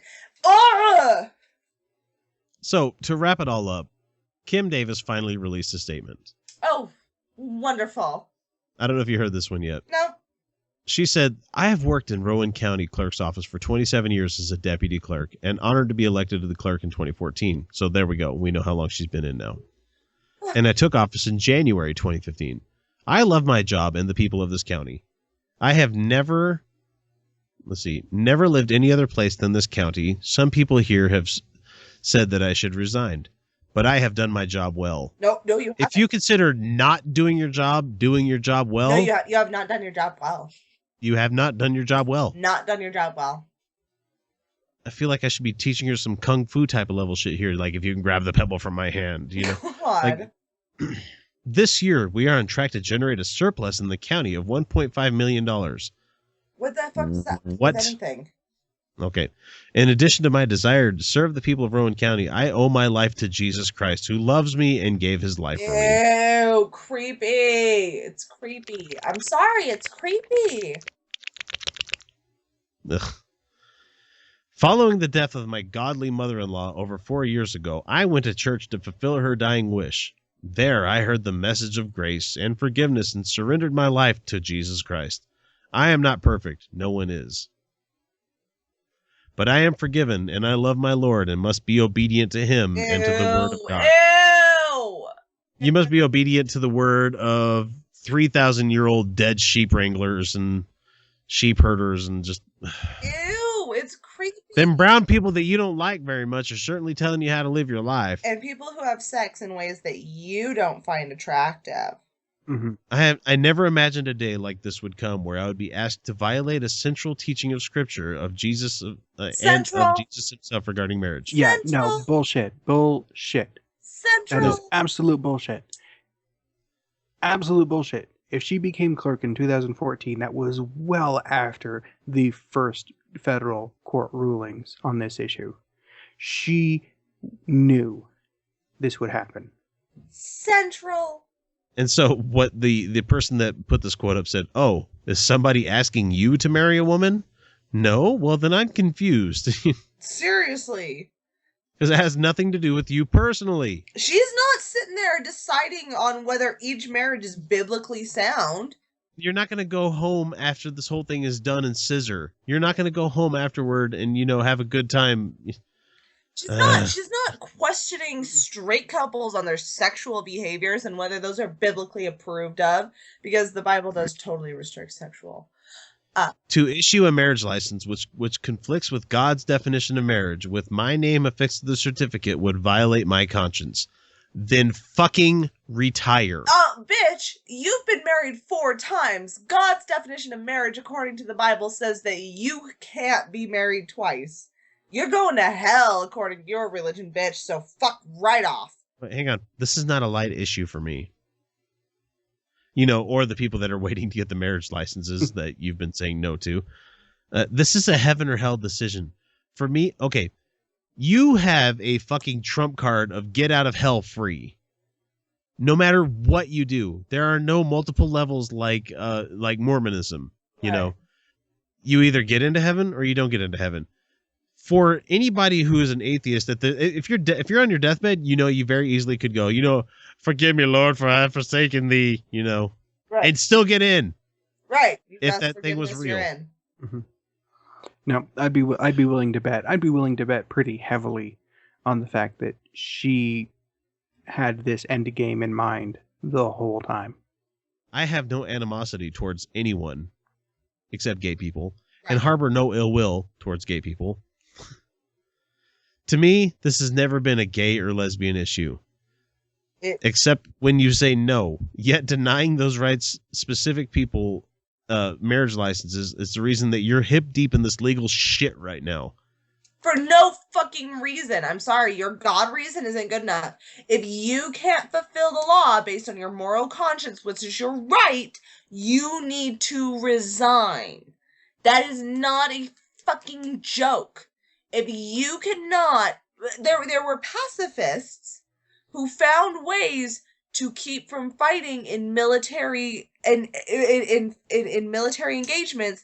They found a way to have non-violent, or they completely deserted the military during the draft because their religious conscience told them that they were not allowed to be violent.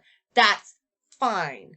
That is fine. You are allowed to have your religious conscience. You're allowed to say, I don't want to marry gay people. So you resign. You are not being forced out of your job because of this, because your job says you can either follow the law or not. That's all. It's not forcing her to do anything. So she goes on to continue. It's about marriage and God's word. Yeah, bitch, you've been married 4 times, so you can fuck right off with that shit. It is a matter of religious liberty, which is protected under the First Amendment, unless you're fucking going against other people's other amendment rights. Right. It's protected under the First Amendment, the Kentucky Constitution, and the Kentucky Religious Freedom Restoration Act. Someone else's nose. You don't get to violate their rights because of your rights. Your rights say that you are allowed to sit there and say that you don't approve of their marriage. You're allowed to sit there and go to church and worship however you want and say gay people shouldn't be married and they're disgusting in your church. You're allowed to have that in your personal life, in fact. You're allowed to do that at your job, as long as that job is not funded by fucking government money from secular people. Right. And at your job, in a secular government, which our government is, so all those, our government was funded by Christians. Don't fuck off. No. Oh, yeah, we'll get to that in a second.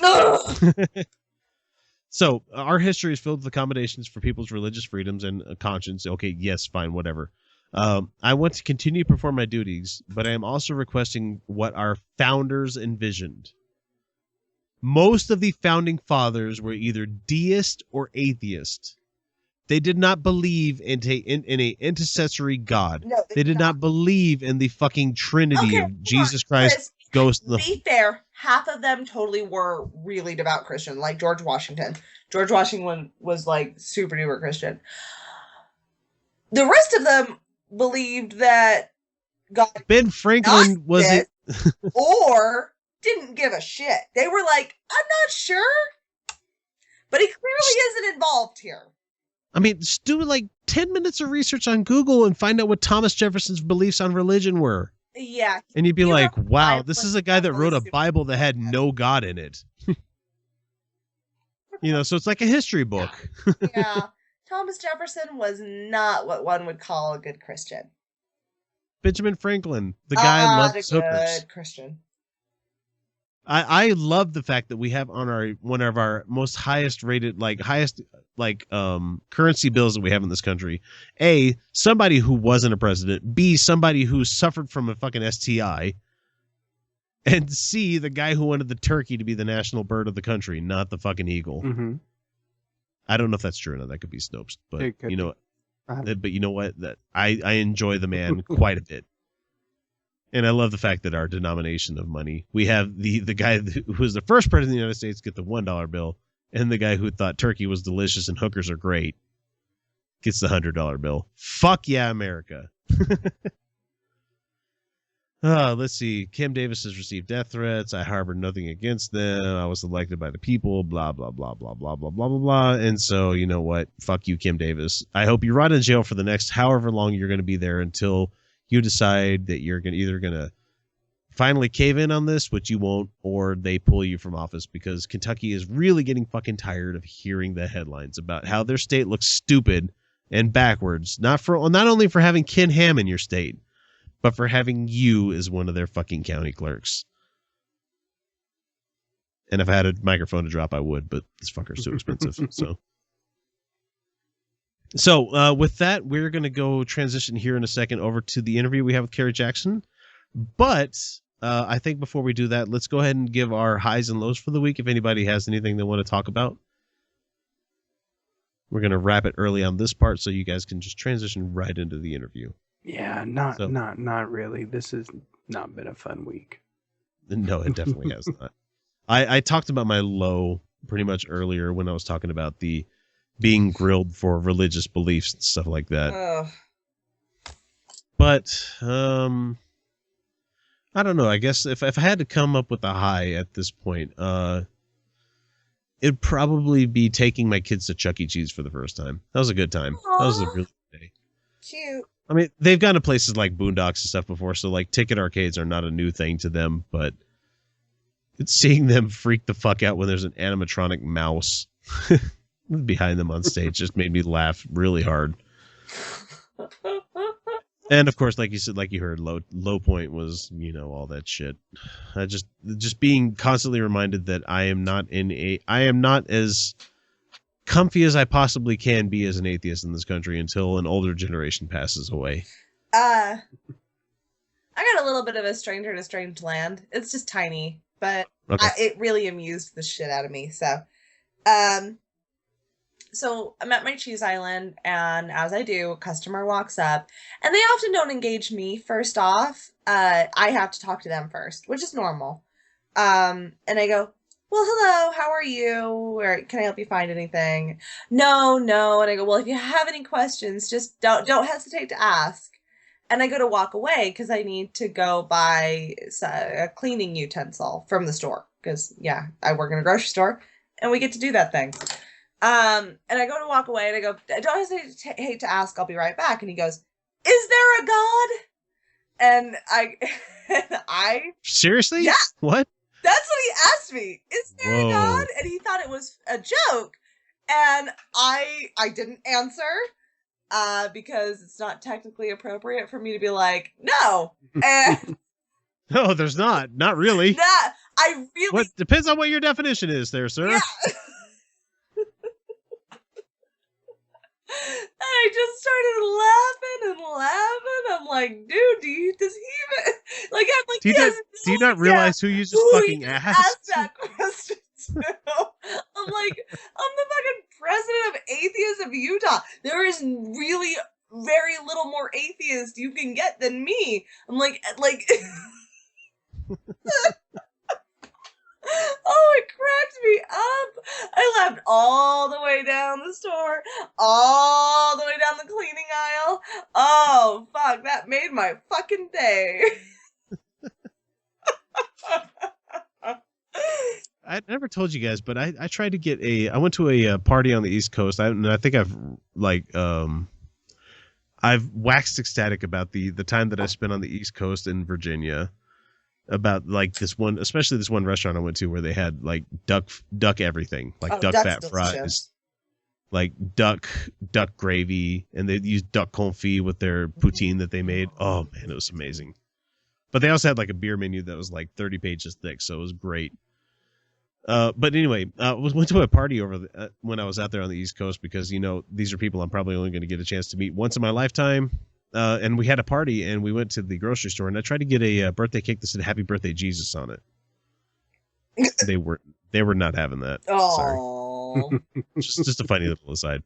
The grocery store I work at wouldn't let me decorate a cake myself that said "Fuck you, Fluey." Wouldn't let me do it. Just give me a blank cake and some icing bags. I ended up doing that, and I drew a finger flipping them off. It was awesome. But I wanted to use theirs because their tools were better. Indeed. So, Kyle, what about you, man? What do you got? Oh, my hands hurt. Well done. Let me tell you why.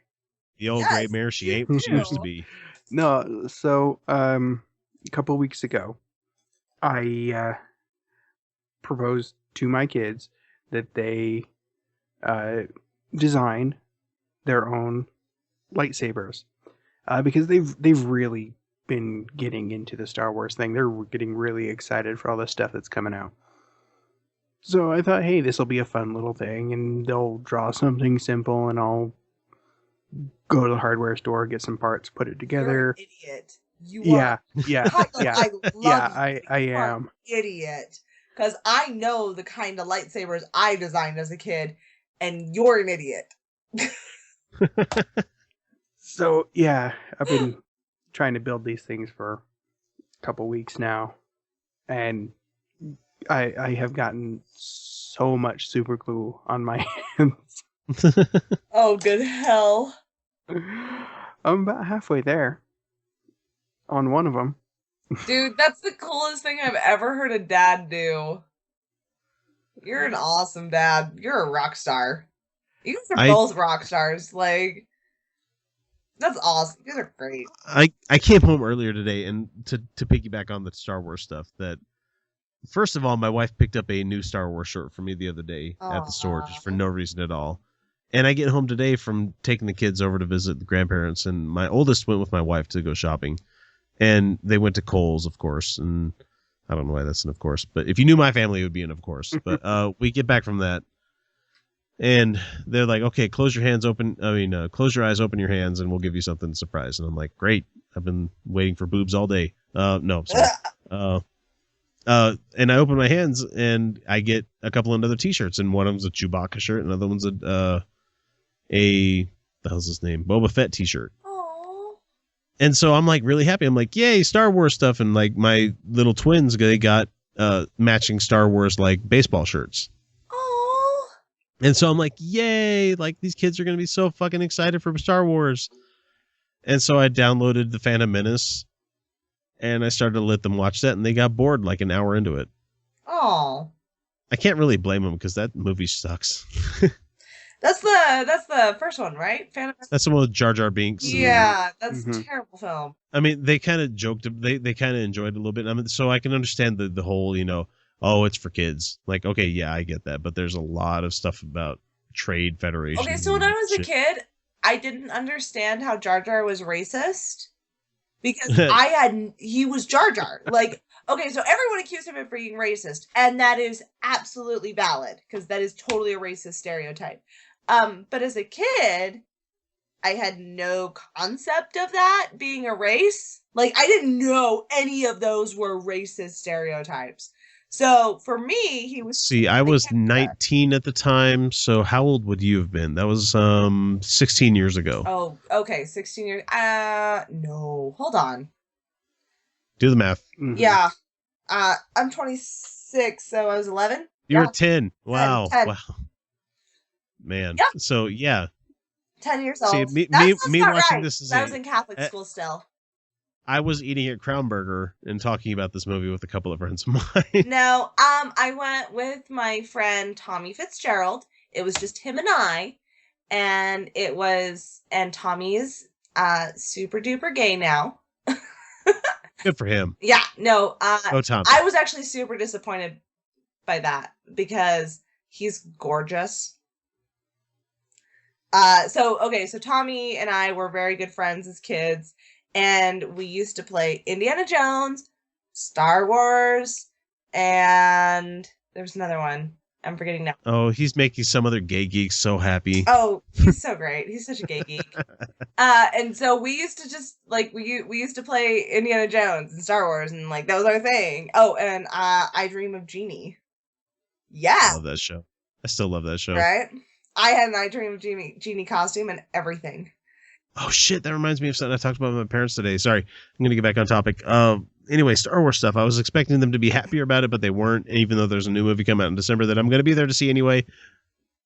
kids or not, I'm going to fucking love that movie. And the other thing I want to talk about, we're talking about gay stuff, and I was talking with my parents earlier today because I have a hankering that one of my kids might be slightly genderqueer, or, you know, you don't want to assign this stuff to them, but it's interesting to see little minds making their decisions for themselves and seeing how they choose to dress or choose to act and stuff like that. Right.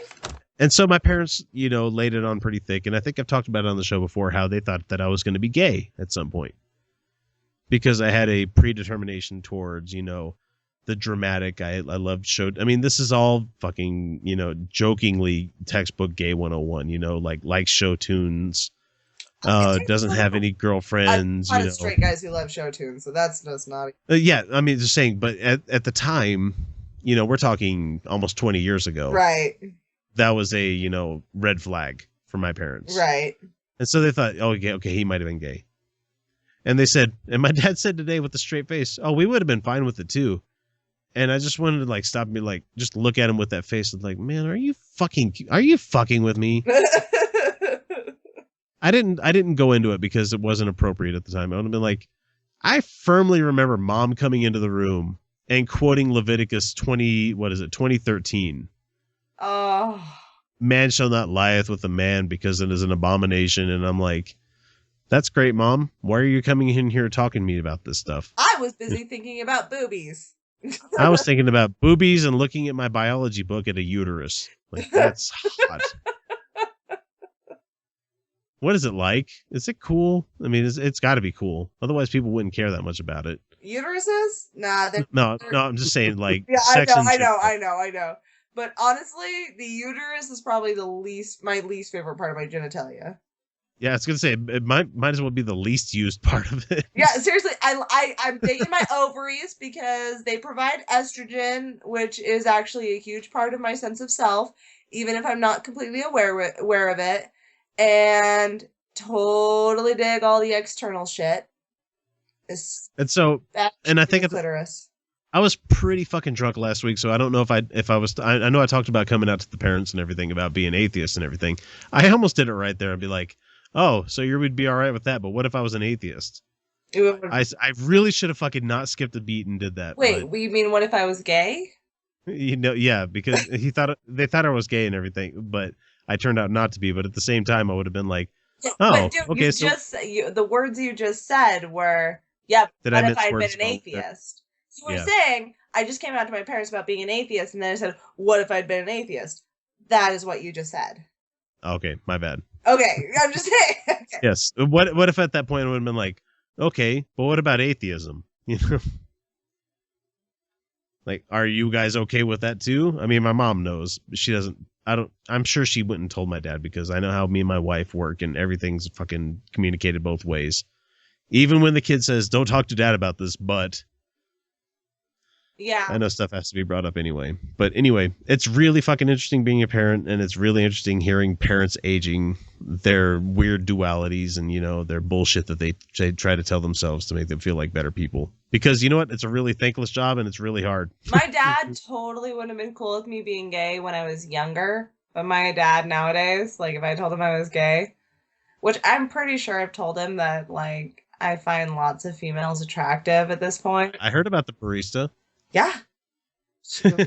I found a new one. Oh yeah? Yeah. It's not important. Is she hot? Not according to a lot of people, but I think she's really cute. Anyway, it's unimportant because I'm super into this guy I'm seeing. Look, I see a lot of guys daily too that I'm like, and I don't do anything about that either. So, so I'm kind of like super into this guy that I'm seeing, which is dumb, but I'm doing that thing. Anyway. All right, that brings us to a close for this section of the show. We'll be right back with the interview with Kerry Jackson. Just one more short commercial. We'll see you in a second. And we're here in Kerry's basement with Kerry Jackson himself. Thank you for having us. We appreciate it. Oh, not a problem. I'm sorry. Y'all have to know this, people listening to this.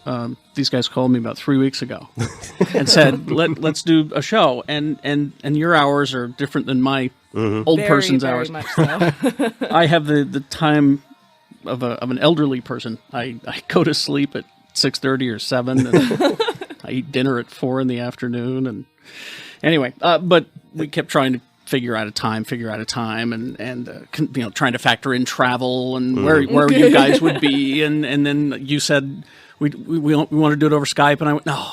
Not Skype, no. Well, I said that's how we generally record, and I offered that. Well, and because we don't have a studio like this. We're almost there. We're getting there. Someday, kids. I got the mixer. I got the great mic. He's got a good mic. You have a mic now, so it's like you're forming a band. Yeah. But when you said Skype, I went, oh, let's do this right. Come on, and come to my place. We'll record. We'll do it there. I'll give you the audio. It'll be taken care of. Yeah. And then I put it on my clock, and I completely forgot it. So I'm sitting there in the next room enjoying my new TV, and the dog is going crazy, more so than usual, to the point where she's in the stairwell barking at me. She's never done that. So I'm like, okay, shit's going down. I look out in my driveway, and there's you with beer in your hand. And I'm like, the atheists! I forgot the atheists! And I run into my wife, and I said, the atheists! I forgot the atheists! She was very disappointed that I wasn't ready to receive the atheists. How dare you? And we're just standing outside. Yeah, we're supposed to knock. Well, what do you do? We were debating because, I mean, for people listening to this in Utah, Kerry Jackson is radio royalty. He is a gigantic name in the podcasting world. Oh, you're sweet. At least for us, I would say. I mean, I don't want to downplay anything you do with Geek Show. But you guys get a shitload of downloads. I remember when you first started out, you crashed the fucking website. Yeah, we weren't ready for it. No one was really ready for it. This is the good old Zach Shutt days of. Yep, he was there in the beginning. So how many years has it been now? That's where I need my 7. Wait, it's been off the radio 7+. Gavin Sheehan. I refer to him as Memory Alpha, Gavin from Slug Magazine. He remembers all of this stuff for me so that I don't have to. It's been a podcast for about 7 years. 7 years. And then we did it on the radio for a long, I want to say another 7 years before that. Just, on an as needed basis, because geek culture at that time, it was not mainstream. Nope, it definitely wasn't. And it started to get mainstream, and we realized that's when we needed a regular version of this. The bosses at the station smartly were not ready to turn over an hour of programming once a week. So. Though they give you about 20 minutes on air every day nowadays. That's kind of now they do. Yeah. That's the thing. It's like twice a week. We do a whole Geek News report. And that's because it is mainstream. The show is called Geek Show, but that was back when it was not a mainstream thing. I mean, when you've got people standing in line at Toys R Us for Force Friday across the nation, it's not niche anymore. Yes, the BB-8 shirt. Well, this is a shirt for the listeners out there. This is the one that I had to fight over at Walmart because they wouldn't sell it to me. They wouldn't sell it? They had it on the racks. It was on the rack. With all the other new Force Awakens shirts and everything. And it was, that's for Force Friday? Is that what they did? This was like a week before Force Friday. So somebody made a big mistake in the store and put all this stuff out. And I had like 2 or 3 of them in my hands. I'm like, yay, I got the new Star Wars shirts. And they made you, really? They said, we can't sell it to you. Apparently Disney, though, is fierce about this, and they will destroy Walmart if they sell it early. And so the lady at the store is like, we can't sell this to you. I'm like, well, can I talk to a manager or something? They're like, well, the manager's going to say the same thing. I'm like, there's a price tag on it that says $8.44. I want to buy this t-shirt right now. I have $8.44 in my pocket. I will buy this shirt from you. Well, we can't sell it to you. I'm like, okay, how about I go out of the room over here, go get another price tag from another similarly looking shirt, and come back through and use that one. Well, we'd know. I'm like, so you just told us your evil plan, Bond villain. I was actually considering just coming back in the store, putting it at the bottom of a shopping cart, and forgetting about it as I take it to the car. Did you finally? Did they allow? No, the sale to happen. My wife went back a week later and just picked it up off the shelf, and I was just. That's weird. It's messed up that you should. If it's out there, you should have to sell it to somebody. That's weird. I'm surprised that they just didn't do it and then put the rest away. Yeah, No, they rather than straight up causing a said scene. no, and I was getting real heated, and that's really odd. Don't mess with my geek shit. Anyway, but yeah, it's mainstream. I mean, it's everywhere. Yeah. It's. I mean, when the highest, what is it? Jurassic World just broke records again. We were talking about that it just coffee just a few minutes ago. Overseas, it just crossed $1 billion. I mean, when the top movie is Avatar, it's not a good one, not a good example, but then it's sci-fi. But then it's the Avengers, and if you'd have told me, seriously, if you'd have told a 15-year-old me, one of the biggest movies in the world is going to have Thor and Iron Man and Captain America in it, you'd go, no, not those guys. Clearly, it'll be the Spider-Man movie that will be that. Not so much. Not the most recent one, especially. Anyway. Still haven't seen it. Not gonna. Not wasting my time. Don't worry. There's a new one coming. Oh, good. It does capture. I liked Andrew Garfield as Spider-Man. I did too. He did a really good job. That's what I've heard. It does capture the Spider-Man elements really well. I mean, there's an opening sequence where he's falling and then swinging, and they've got it down. Yeah. And it's just such a shame that the movie fell apart at the end, because it looks and feels like the Spider-Man movie that you wanted when you were a kid, and then it just kind of, well, Electro happens. I won't mince words. Electro happens, and they play like dubstep music as he comes into the scenes, and that's thing. That's interesting. What was it, like Linkin Park screaming and stuff like that? Like when I am Electro. It's like, come on. No. All right. No, anyway. I always loved Spider-Man. It was one of my favorites growing up, but yeah. See, you can crucify me on this one. I didn't like Spider-Man. Really? And here's the thing. I liked him growing up, and I'm kind of falling out of it now. For me, it was, what was it, Brand New Day? When he decided to sacrifice his marriage to the woman he always wanted to be with to bring his Aunt May back. And I'm like, no, dude. That did seem like an odd choice. Like, dude, she's old. She's at the end of her life. Like, I understand you love the person, but at the same time, you have a whole life ahead of you. You know? She's gonna die again someday, so why? But then again, that's the fun deal with the devil kind of stuff that was going on. Yeah. I enjoyed Spider-Man, reading it on a regular basis until the end of the Civil War story arc. Yep.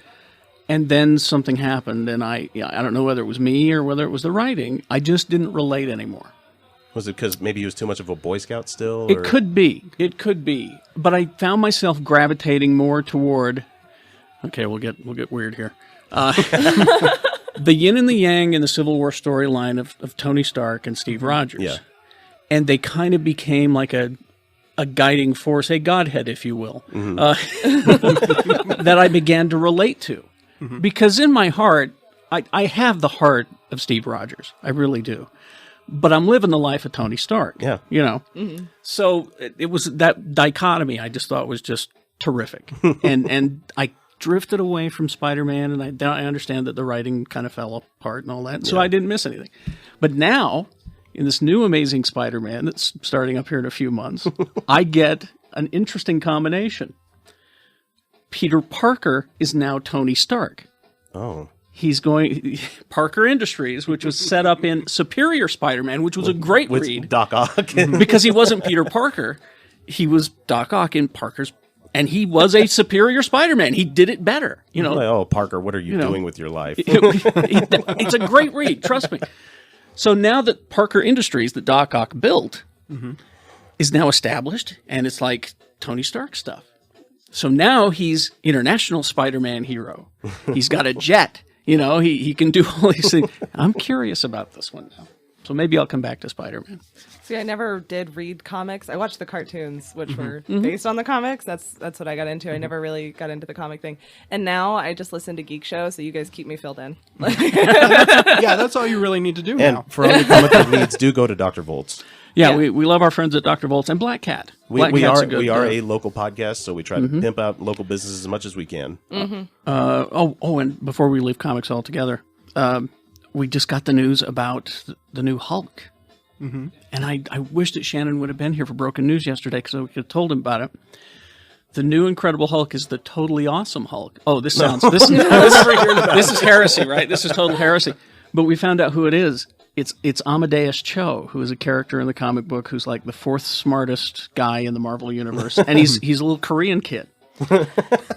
He loves being the Hulk. So, that's awesome. And that's the direction they're taking it. He's incredibly smart, and he loves being the Hulk. So would Borderhouse read this? I nearly sent it to him, a link, you know, when I saw, because even the writer is Korean, Greg Pak, and I nearly sent him the link, but then I went, am I that guy? Hey, look! Am I that white guy? Here's a Korean thing! Yay, diversity! Yay! You know, so I didn't send it to him. I went, oh, Drew would be interested in this. He likes the Hulk. No, Sorry, that was a callback to an old reference. I'm that guy. I'm not going to be that guy. Anyway. Well, it's your show. You take the lead. So anyway, I'm just here. Kerry Jackson. He is quite possibly the person that, well, I can't say introduced me to atheism because I heard about it being a Southern Baptist kid growing up, that atheists eat your babies and they're horrible, godless people and they do terrible things and they worship Satan and all this other stuff. And that's what got me interested. Oh, there's baby eating? Oh, wow. I'm going to Planned Parenthood with my Ritz crackers earlier today. But Kerry was one of the first guys I heard on the radio, and I moved here in 95, 96, and started listening to you guys. This was right after you and Bill had the breakup. Oh, yeah. And so this is right after you guys got back together on the air. Yes. And so this is when the skits were still going on, and you know. Oh God. The olden days of Radio From Hell. But back when I used to bust my ass for 4 hours on a Space Elders sketch. And then the next day when they say, I heard your show, that was really funny when Gina said she wouldn't let her dog on the tile. 4 hours in that goddamn studio. Mm-hmm. All the hard work for no notice. That's when we went, well, clearly this is Fuck the it, show. Let's just talk. Hey, if it's any consolation to you, I loved the Space Elders. Oh, thank you. Space Elders. Space Elders are, for those unfamiliar, I wish there were more of you, so you'd stop pestering me. LDS missionaries, Mormon missionaries in space. Yeah. In the future. I think Space Elders it's a good title. It really gives you the idea of what we're going for, like what you're going for, like what we're in for. They would knock on the door of the Death Star to try to give the first talk to Darth Vader, things like that. Oh, that'd be awesome. The Borg Queen was one of my favorites. I think that the whole hive mentality fed into it. I think he gave me one of the tapes when I visited the studio one time of the "You Can't Quit and We Won't Fire You." Yeah, I've got some of those around here. And I went through the process. I still had a tape deck at home, a good old Akai tape deck, and I ran it through the mixer and put it onto the computer. And I think I have a digital copy of it somewhere. And I think that's one of the skits that's on there is the Borg Queen. Well, it probably is.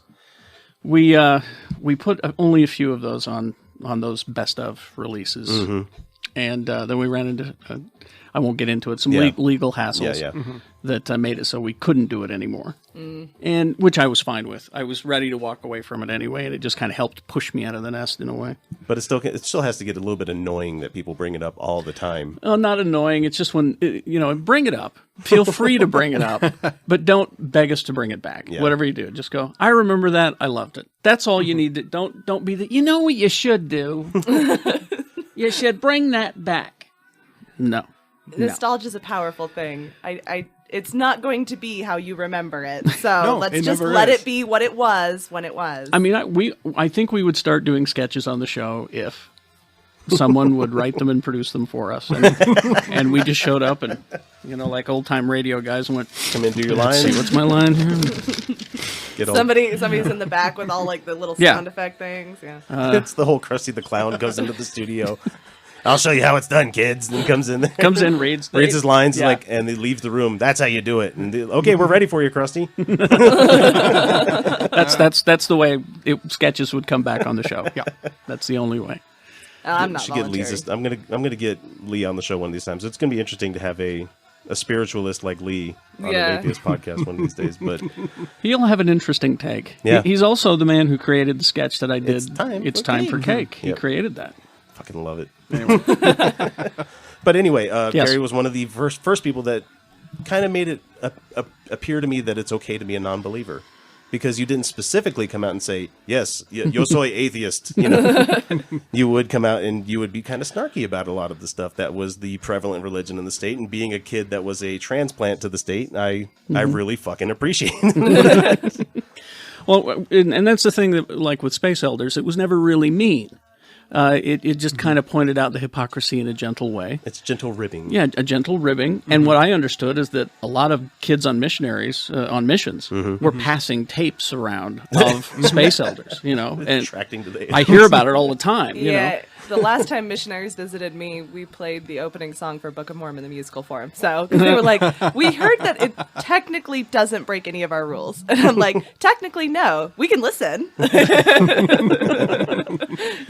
I remember I had a friend who went on a mission, and this is the long track to atheism, I guess you could say. My friend Braden, who was never all in, But his dad said to him, I want you to go on a mission. He said, he said, listen, when you get back, I'll buy you a car. You do that and I'll buy you a car. Which is the right way to get anybody to do and anything. exactly, there's a lot of wrong there. But Braden went, okay, I'll go. And so while he was in Lima, Peru, I was constantly sending him tapes, you know, of music and all that. And I remember he said he was listening to, which Van Halen album was it? 1984, as the plane was taking off, and he was all he could think about was his car. He gets home, the car. 2 years is a long time to wait for a car, man. You could get that's a a lot job of and work buy. for a You car. could work for 2 years and buy your own car and say, "Screw you, Dad. I love you, but screw you." Now we grew up in farm country. Yeah. And so his father was a dairy farmer. It was Salem, wasn't it? Yeah. Okay. He lived in Palmyra. Oh, wow. Oh. The So it's hardwired. hardcore dairy farm. I've spent some time in Palmyra, so. And so he comes back and everything's cool. And about a week after he gets back, he goes, so Dad, he goes, well, son, funny thing happened while you were away. Kind of lost a lot of fucking money. Dairy farming just kind of, you know, the big corporations came in and us small operations, we got. Yep. And I didn't sell and I should have sold and here we are. Actually, no car. Speaking to the dairy farming thing, a lot of dairy farmers, that's why they've become small-time cheesemakers, because the money is way better in cheese making than it is in just dairy farming. Oh, but so let's note. introduce ourselves to Kerry. Fuck. Oh, yeah. Wow, he has no idea. We've been sitting in his we met basement briefly. Directly Yeah. across from me, stage across, I guess you would call, whatever, is Felicia and Twistle. Yay. Who is the president of Atheists of Utah? I know we want to downplay that, Yeah. but the thing is, it's a fucking great title to have. Own it. And she is one of the resident cheesemongers at a local Friendly neighborhood grocer that we don't name specifically. Because we don't want to have to explain things. And then to my right, we have Kyle Steenblick. You guys know listening to the show, but we're introducing ourselves for Kerry because we might not remember who or don't matter anyway. Well, we thought it was about time, so we've been sitting in his basement for about half an hour. Meet the atheists. And he's had this glazed look on his eye the whole time, going, I don't know. Oh, I always do. There's beardy, there's like bangy, and then you're all familiar faces, and I know you. Yeah. I am so bad with names though, Oh, because I meet so many people and Yeah. I can never remember any of their names, and so they walk away going. When I see them in the stores, I'm like, "Hey, you! You didn't even remember my name. Hey, you're in great company. I don't remember anyone's names." You can't be offended by it, especially when you meet as many people as you do. It's just weird. Anyway, Yeah, yes. that's something I'm actively working on myself. I repeat their name back to them and look them in the eyes. You know, I tried that because I didn't work. It just didn't take. I can't do division either, so it's. I just embrace the fact that I'm not going to remember anybody's name. Yeah. Everybody has a fairly offensive nickname that I've assigned to them in my own head. And me, of course, I am X. I used to go by the moniker Excremento on the forums, but those blew up. Which is a good thing because I've gotten a lot more productive. You know, for as many have cursed me of blowing up those forums, more have thanked me. Yep. You know, Poor Jeff Weiss. It was for his sanity that I finally had to shut them down. I just looked at the post count and it was like me, him, and like 2 other people were dueling for the highest count of posts. Because I would occasionally get an email, "Can you believe what this asshole is saying?" I'm like, Jeff, God, would you step away? Go outside. No, real life, Jeff, real life. That kind of feels like our Atheists of Utah closed Facebook group right now. Yeah, we have a Facebook group that's about 3,400 people on it right now, and we have 8 full-time mods, and I'm one of them, and we are just constantly putting out stupid-ass fires from people, and just it's terrible. Listen, and this goes with the geek community, this goes with the atheist community, all right? You're not going to change anybody's minds. I'm not going to change Kyle's mind about Man of Steel. It's just not going to happen. So don't bother. Yep. You know, you got your belief system, he's got his. That person has theirs, and no amount of pounding on the keyboard is going to change their world, your world. It's going to make your world worse. No, it's just going to stress you out and make you pissed off. Yeah, which is why I'm not active on Facebook hardly at all. Yeah, that's wise. I can't blame you. That's wise. Because it's a lot of that. It's a lot of political sniping back and forth, and I'll read posts and I'll go, You know, wasn't necessary at all. I could educate this person with 2 sentences. Not gonna. Not gonna. I keep getting tagged in the feminist posts. I'm like, I don't have time for this. I can explain feminist theory again if you want. Well, for me, I get tagged in all these dumb posts, and I had to come back out the other night. I was about 2 beers in, and I'm like, can a guy assemble furniture and drink heavily without being involved in this shit on like 10 o'clock on a Saturday night? Like, seriously, what the fuck are you people doing? I know. There's times I just look at my phone. I'm like, no. No. So that's what I would just say to the atheist community, the geek community, whatever community it is. Stay away from that shit. It's like, I'm glad you're really passionate about it, but at the same time, you're not going to affect anybody's opinion on things. And the second that you whip that laptop open and think you're going to do it, stop and count to 10. Seriously. Because you'll go, I don't need to. I don't need to. It's not going to accomplish anything. So are you... Sorry, I was going to say, are you comfortable with the label of atheist? I'm sorry. Oh, I'm comfortable with it. Okay. Yeah. I'm not one of those really well educated or philosophical about it. That's not required. Yeah. I'm okay with it. And in my personal life, yeah. Well, we talk to people all the time. They're like, well, I don't like using that term. I don't like having a label assigned to me, or this kind of thing. And it just becomes it's simple. It's one question. Do you actively believe in a deity? Yeah, that's it. Yes? Okay, you're not atheist. If it's no, or I don't know, you're an atheist. Well, if you say I don't know to the do you actively believe, then no, you don't actively believe. That's and that's something that I keep trying to tell people is like you don't have to be like an atheist activist like this like loudmouth right here that's talking. What you don't have to do that. That's not just if you are without theism, you're an atheist. That's it. You don't have to be. I gave up on learning the Bible. I gave up on that one.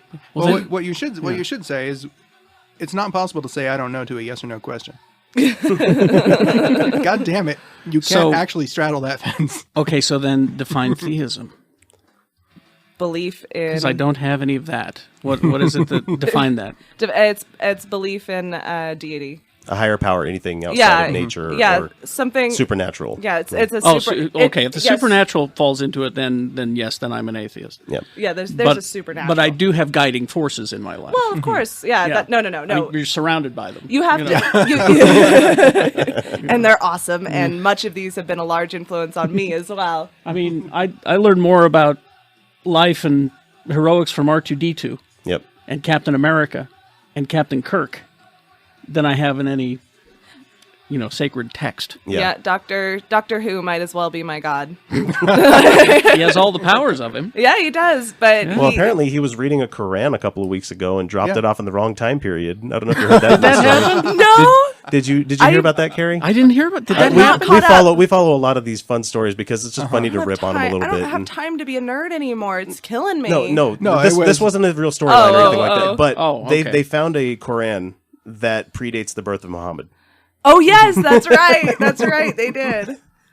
Really? It's basically the same book. Okay, but the book was they carbon dated it and they got about his same birthday and they overlap. And so they didn't have like paper factories back then. So papers and books and stuff were really hard to come by. So that book had to exist a while before he came into existence. So he took that and made it into his own. Wow. Yeah. So he Joseph Smith. It's pretty much it was almost identical with some names changed. Like crossed out a couple names and wrote his own name. And so it came to pass. About this. Yeah. Why haven't I heard about this? Because you stay off the internet.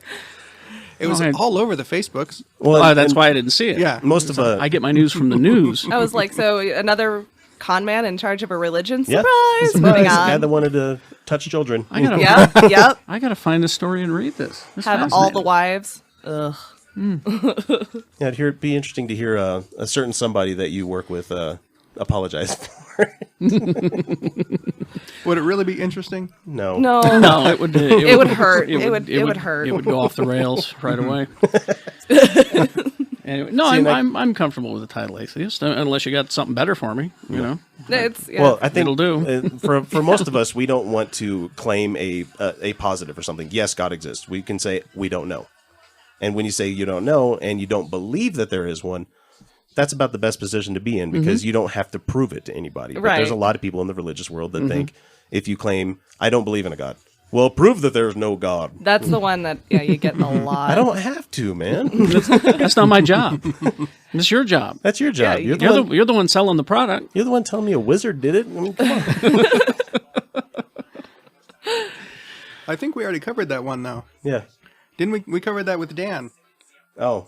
The proof that there is no God is that you can sit on your own balls. If you can sit on your own balls, there can be a God. Well, balls in general, because he said that on a hot day they can get twisted. Yeah, they get twisted when you're walking down the street on a hot day. Yeah. And poor Dean Venture. You know, with how many men have been like, man, I'm so glad that I'm a guy, I can pee standing up. I'm like, I'm just going to start saying twisted balls on a hot day and multiple orgasms. Seriously? You got nothing.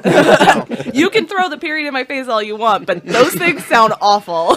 Yeah, no, we quite literally got the short end of the stick. Some of us worse than others.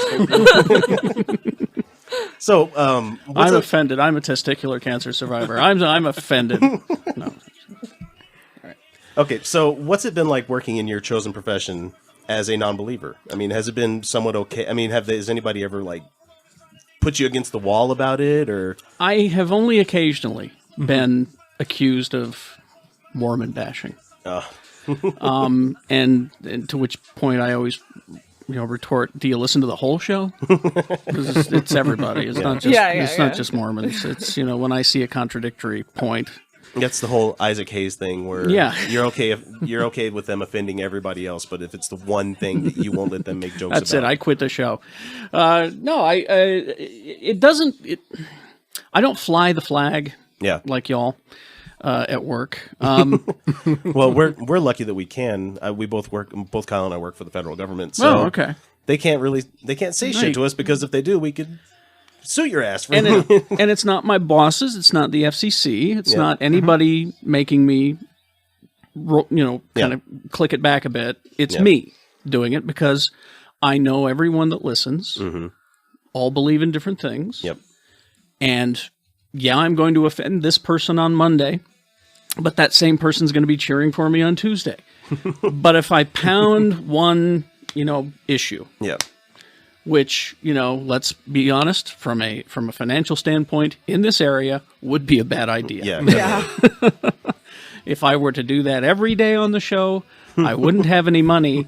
I wouldn't have any nice studio. And you'd have eagle form breathing down your neck. Yeah, So it's not been an issue because I've known how far to take it, how where the line is drawn. Yeah. That's something that Bill and Gina and I pride ourselves on, is knowing, like in the Space Elder sketches, how far to take it. Yeah. Because there were a lot of times it was a mean script. And we're like, that's kind of mean. Let's dial it back a bit here, just, because what we do, it's not like the freedom of the podcast world, Right. or a subscription service like an HBO. I mean, the court of public opinion is very important to us, so much so that it's rated every 15 minutes of my day. I get these newscasters that come in and they go, I really need help with sweeps. I'm like, oh, you've got one precious month to worry about. How nice. Oh, poor you. I'd like to show you my world. I've got to keep them with me for 7 minutes.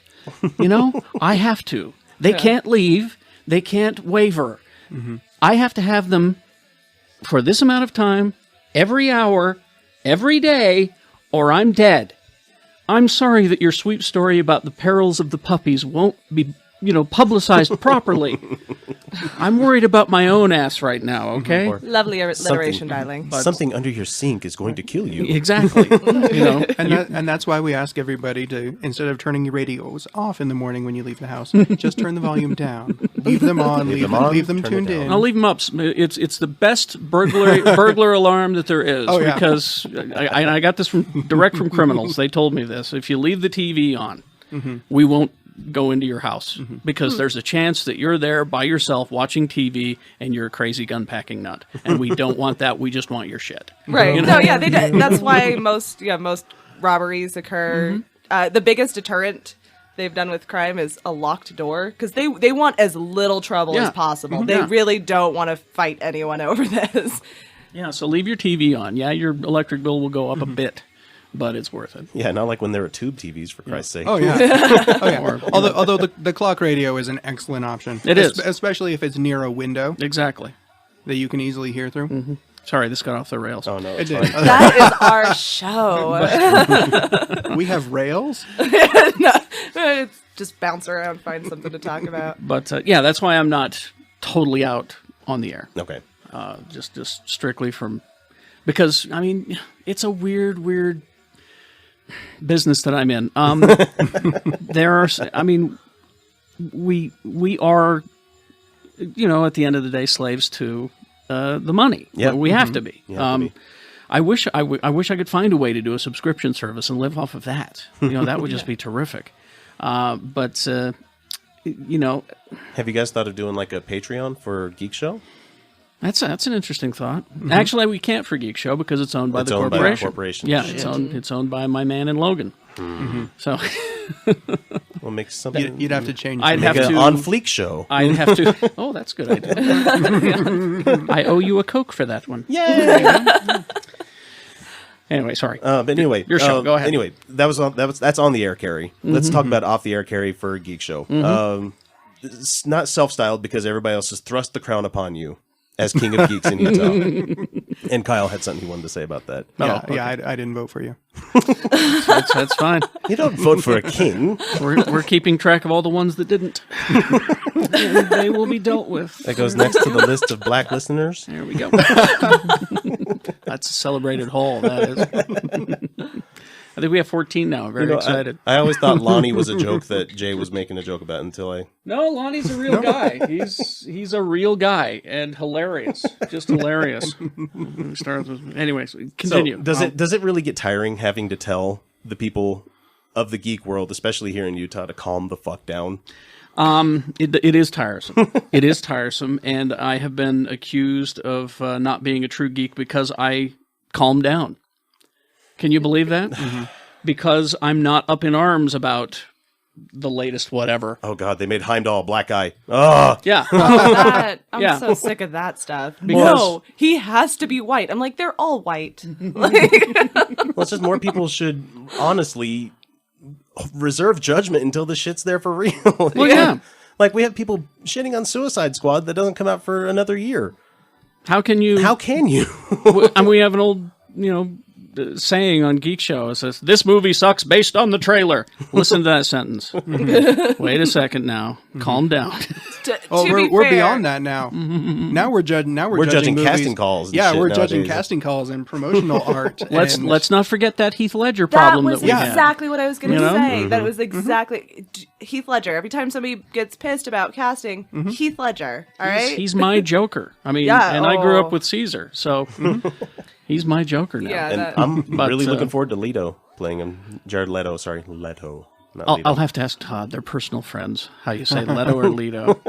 It'll be interesting to see. I like to just watch the movies. So I don't really pay attention to the casting or anything because since that one moment where I'm like, the guy from A Knight's Tale is going to be the Joker. This is going to be shitty. And then I was blown away. And so from then on, I'm like, I'm just going to watch the movie and go with it. Exactly. I love me some Daniel Craig as James Bond. So he's my favorite Bond. Mine too. Yeah. And I loved Bond before that. We were extolling the virtues of Skyfall when we were over at Einstein just a few minutes ago. I love that movie. Talking about that, that was a great fucking movie. It was. It was. And I grew up with Sean Connery as Bond, and I got over it. Yeah. So it's easy to get over when you start with a movie like Casino Royale. Yeah. That was more ball kicking. See, I started. My dad trained me right, and we started with Sean Connery as James Bond, and I loved it. Fell in love with James Bond, and was all about it. Was very skeptical when a blonde man was going to be playing Bond. Fell in love with that. Then went back and tried to watch Sean Connery, and the misogyny, I can't get past it. I'm like, he's like, excuse me. He's like, excuse me, girl. Well, the fella's talking. Like, slapped her ass, and like, she just like, okay, and she like walks up, and I'm like, I can't do it. I understand. This is classic. That this is just this was the time and the call. I can't do it. Same reason I can't watch Mad Men. I'm sorry. I can't do it. And even as forward thinking as classic Star Trek was, there was still an element of that. There definitely was, and it's cringe.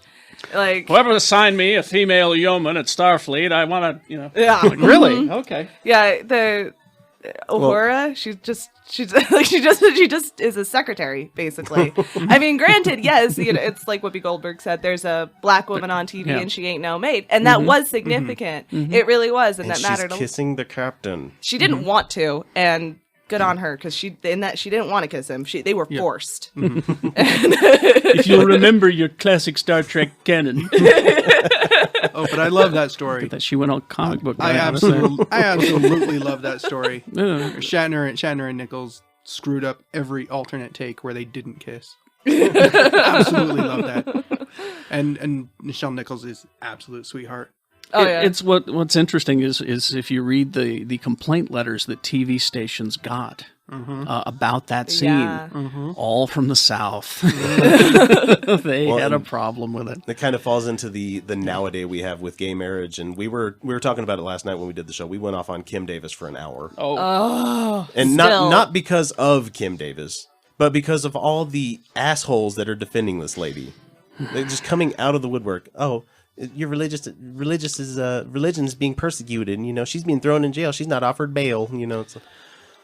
But the thing is, though, when when they say that she's being arrested because she's Christian, that's just I think even they know in their heart that they're wrong, but they just can't admit it. Yeah. Well, Christian persecution is built into the faith. That's part of being a Christian, even though that's never happened. Convenient, isn't it? Yeah. No, even you hear about, Christians being thrown to the lions in the Colosseum. Never fucking happened.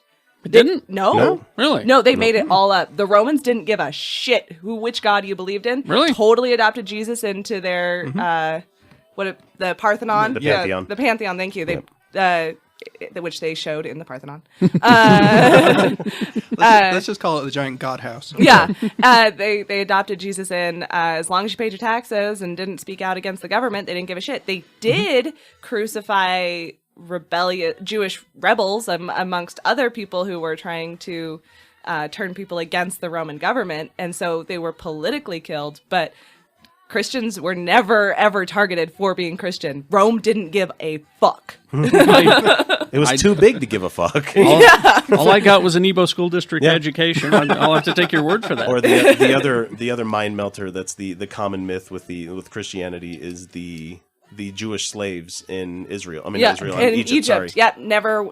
There's Jews no were evidence never of Jews being held as slaves. Just because they were. I'm sure there were Jews. It's right there in the Bible, guys. It says it right there. They're in the Bible, yeah. But actually, yeah, Just like- Egypt didn't care what religion they were. Just either. like I can grab this comic book that tells me how true Spider-Man is. So what I'm getting is that you're a Christian to the Lions denier, is what you are. A term created right here. You can have that. Yay! Be on the next series of T-shirts. Yes. You mean the first? We haven't even done that. I know. I need a coffee mug that says Utah Outcasts. But how fucking cool is it? We got Kerry Jackson. I know. We're only like 12 episodes in, and we got the guy. And we're here. This is seriously a bucket list cross-off item for me. This is pretty cool. It's just it's my toy room. There was a lot more of it. I love the Excelsior red. This is Excelsior Red. That's the name of the paint. It's an actual paint. You can get it at Sherman-Williams or some company. It's my mother. It wasn't my mom so much. It was my dad who always said, you're spending all that time in front of that TV reading them comic books. What good's it going to do you? You need to come out and learn how to fix the car. You need to come with me. I'm replacing the radiator. You need to learn how to fix this stuff. And I, what a shitty little kid, said, Dad, I'll hire a guy. And what a shitty thing to say to your father who's trying to help you, But it worked out okay for me. Mom even said that. Mom even said that a few years before she died. It's like, I'm sorry I scooted you away from the TV as much and encouraged you to play outside. I'm sorry I did that. Although she was great. She was one who actually kind of facilitated it because she would let me fake sick to stay home and watch the big money movie if War of the Worlds was on, or classic sci-fi film. She would let me stay up late to watch Nightmare Theater, and all that.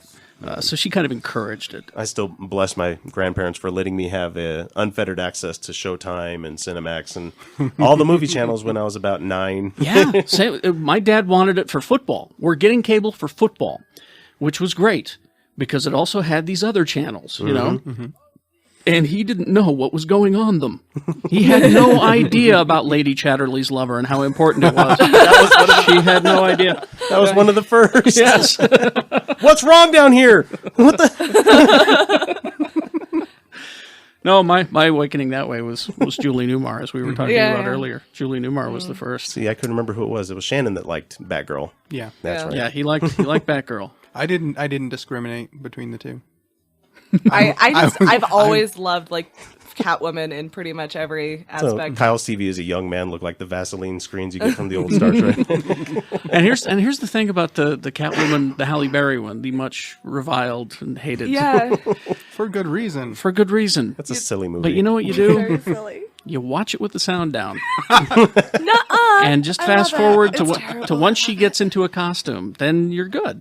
Then you're good. Then it's wonderful because it's fucking Halle Berry in a leather outfit. Yeah, I mean, oh Christ, what drink was it she ordered when she went to the bar? I'll have a White Russian without the Kahlua and without the vodka. Or it was milk. God damn it! You just ordered a glass of milk the hardest way you possibly could. I want to see how they resurrect Catwoman in this new DC movie universe. Because you know they will. They've got to. I'm genuinely excited for it but you can't get the DC guys to give them a break. And it's I say it all the time, and that Marvel. I'm a Marvel fan. Yeah. I admit it. I don't know much about DC. I'm learning more. But I got to say our Marvel movies are just knocking it out of the park. But DC owns television. Yeah. Mm-hmm. They really do. And the cartoons, I think. Yeah. I just watched Doomsday. Oh, God, that was a good one. I just watched it just the other day. Yeah. Superman, Batman, Doomsday. I even watched what was the most recent one I saw? The Lego one. The Lego Justice League that they have that came out. Yeah. Oh, it's fun. It's great. The Doomsday thing, though, I noticed the fight scenes were really, I mean, for this, what's the cartoon we're talking about? Yeah. Were really well choreographed. Yeah. It was like they... Almost like they did rotoscoping. Yeah. Like they used to do with the It's like they Rankin did Bass actual fight scenes and then just we'll draw over that. There, go. That's probably not unlikely. There's no good way to fake human movement, really. Yeah. No. It was just amazingly fluid. Nowadays, it would probably be mocap more than anything. So. Yeah, I mean, I totally believe that Wonder Woman was doing all those fights. It was just completely amazing. Just great. See, and for me, DC was one of the ones that I started following from a young age because, just Batman. I was always Batman. Superman, all the giant gods of the comic universe. I didn't get access to Marvel stuff too much because my friends were all Marvel stuff, Marvel zombies. They like the X-Men a lot and everything. And I like the X-Men just fine, but for me, it was always about Batman. What's going on with Batman? He's not really a superhero. He is a detective who beats people up, and he's rich. He's a rich guy that beats people up. Yeah, that sounds awesome. I love that joke. Yeah, for me, it was just watching the cartoons. I had no concept of DC, Marvel. I knew I liked all of it. And I always had a certain fascination with Superman, which sort of kind of dwindled because I had a hard time finding a movie that actually captured the fascination that I had with the mythology. Yeah. Like nothing really grabbed me. So you didn't think that the first one was pretty? The Richard Donner. Before my time, didn't I? See, unfortunately, I grew up as a kid named Christopher Reed in the 1980s. Because I'm told by hardcore Superman fans that they still hold that one up as first and second were great, especially one. the Donner cut that you can get of Superman too. I hear that. I hear it's fucking amazing. Yeah, I love hearing the stories about Marlon Brando. Yeah, on the set.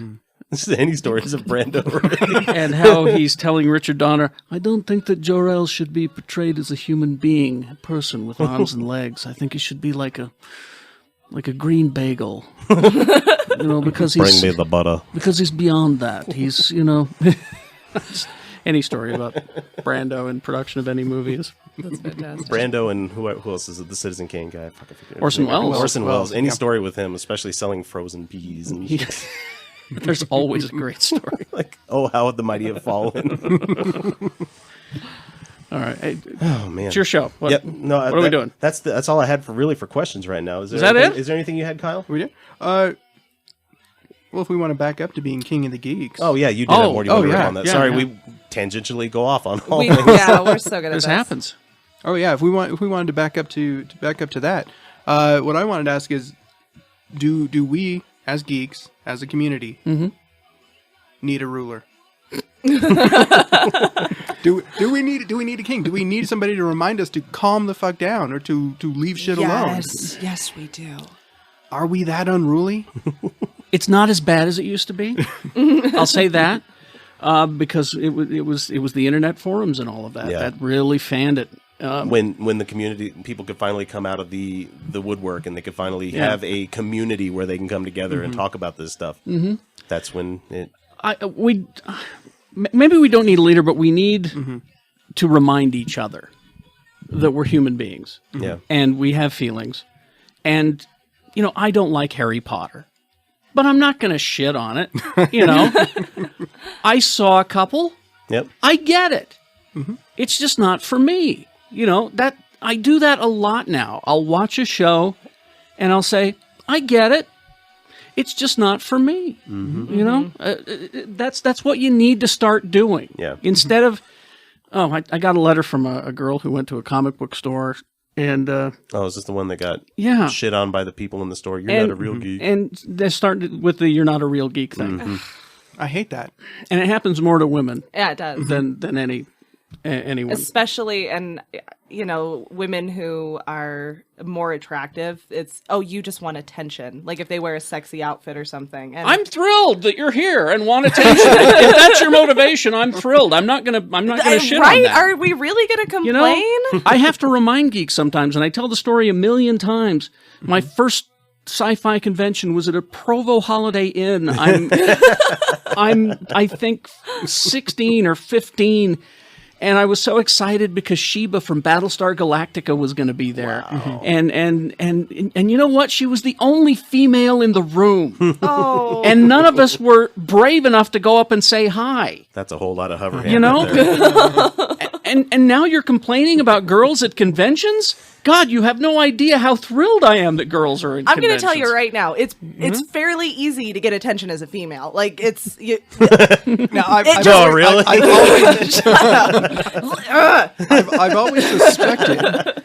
I've always suspected that, and I thank you for confirming that.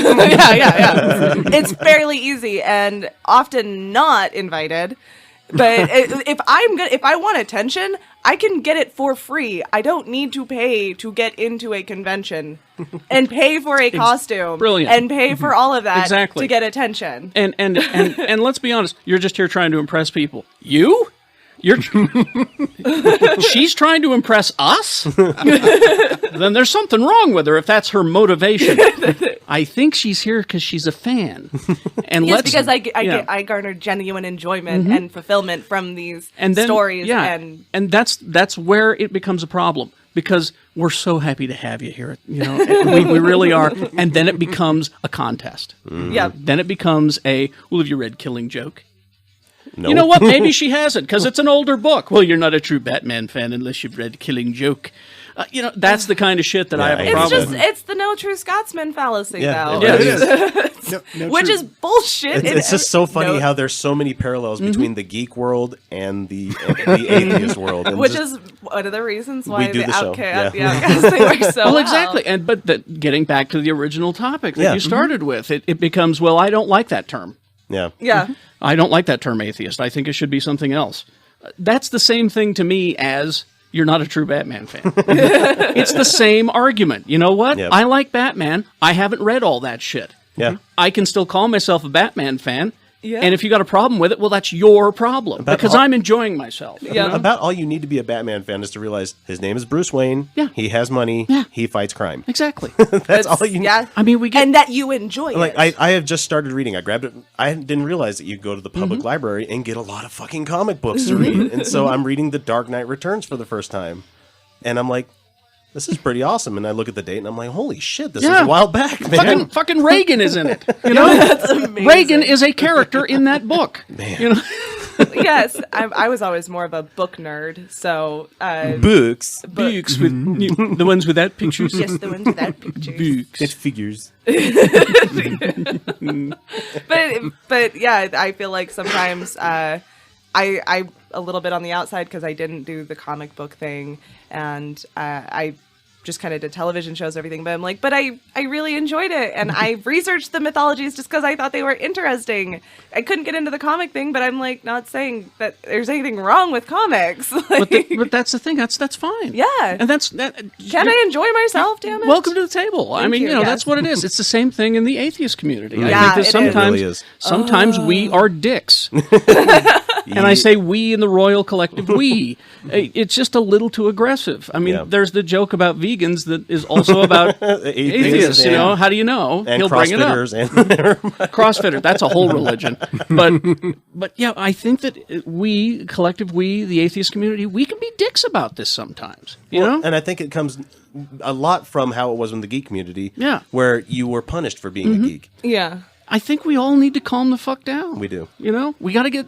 But at the same time, we do need more people out there saying that it is okay to be this person. Like now it is chic to be geek, and I'm happy for that. Well, yeah, but you don't need to be pounding people's doors down. Yeah, That's their approach. You don't need to be an evangelist. Yeah, no. The best way that you can spread the word about atheism really is the same. It's just living a good and happy life, showing somebody, and being a great example, and successful, and then people come and get to know you. Yep. That's how I've made more converts, really, than anything. Is not through shows or podcasts. It's just being happy and successful, and then people come to you and they get to know you, and they realize that you don't answer to someone, a magic person, and you have no guilt about a lot of the shit. And then they come forward and they go, "How do you do it?" You know, and don't be a dick when they ask stupid questions. Don't be that guy in the comic book store who says you're not a true Batman fan unless you've read. And yeah, don't be a dick with your ansers. You know what I'm saying? Exactly. They're coming into this. They're the new geek. They're the new atheist. I've trained several of them. You know, there was this one couple. They're adorable, and I'm bringing them in, and I'm bringing them in, and then I had to explain to them, no, just because you're an atheist doesn't mean that those vows of marriage that you took are gone. No, you made that promise to a person. That means something. Does it still mean something to you? Exactly. You don't have, you get a lot of atheists. Well, can I celebrate Christmas? Yeah. Yeah, of course. Why not? But what if I don't want to? Then don't. And you get a lot of that. And unfortunately, there are a lot of, especially I think people who are just fairly new to atheism, they're still harboring a lot of anger and resentment about the way religion treated them or how it messed with their heads. Luckily, I didn't really have that because religion wasn't really a huge part of my life. I mean, I was a Catholic, but hippie Catholics. So, it wasn't, when I told my parents I was an atheist, it was, okay. And that's the way it should be. Yeah, so I didn't get a lot of that anger, but I do know that there were a lot of people who were really, truly harmed by religion, and it really, it kind of messed them up for a long time. And so when people come to them with questions, like, well, how do you be a good person? They get offended and they become defensive and angry. And I understand it to a level, but at the same time you go, okay, they're not you. Remember that their perspective is different and they have genuine curiosity. My biggest way with the atheist thing is, I am very open about it. But I'll just tell people, I'm like, I'm the president of a nonprofit here. And they'll be like, oh yeah, what do you guys, what is it? And I'm like, oh, Atheists of Utah.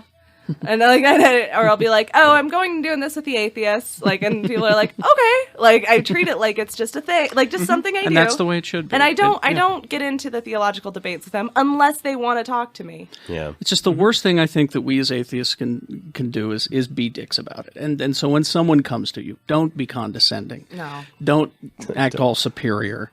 Don't use what you think is a harmless thing, but to them is actually hurtful. When I say the magic man in the sky, that's hurtful to them. I'm saying it here because we're all here. Yeah. But when you're talking to people who are believers, have a genuine belief in this stuff. Yeah, have a certain respect, and be cool about it, because you being cool about it is just going to make them curious. Yep. And they're going to come to you and ask you that, stupid question, how do you be a nice person without the fear of God? Yeah. to us, it's a dumb question. To them, they genuinely don't know. Well, they've been told that you Yeah. can't. They- They've been told that Yeah. God is the thing that makes them good, and without God, they are a horrible, broken sinner that is going to hell. And that's hardwired in their head. And you can't just take something that important to them and just toss it aside. And real you know? and genuine fear, and that's. Mm-hmm. And well, when I was on Radio From Hell, the first thing was, well, you're going to burn in a lake of fire. And that was the first call we got, which, the poor Lake of Fire guy. Yeah, but first of all, I don't have anything to get angry about. No. I really don't. I mean, I do get angry when religion does harm in a general sense, but I don't get angry at the individuals. Well, unless they totally deserve it, like one Kim Davis. But fuck her individually.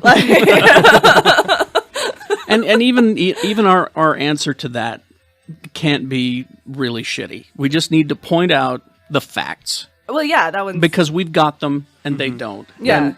And that will win. We don't have to yell our facts or pound our table with our facts because they're there. Right. You know. Yeah, it's very simple. And so with him, the only thing I said was, well, for me to take your threats of violence that are used to control people seriously, you have to prove that it's a possibility first. Which was a great answer. And for the most part, atheists have you have to show me empirical evidence. You have to be able to verify this kind of stuff.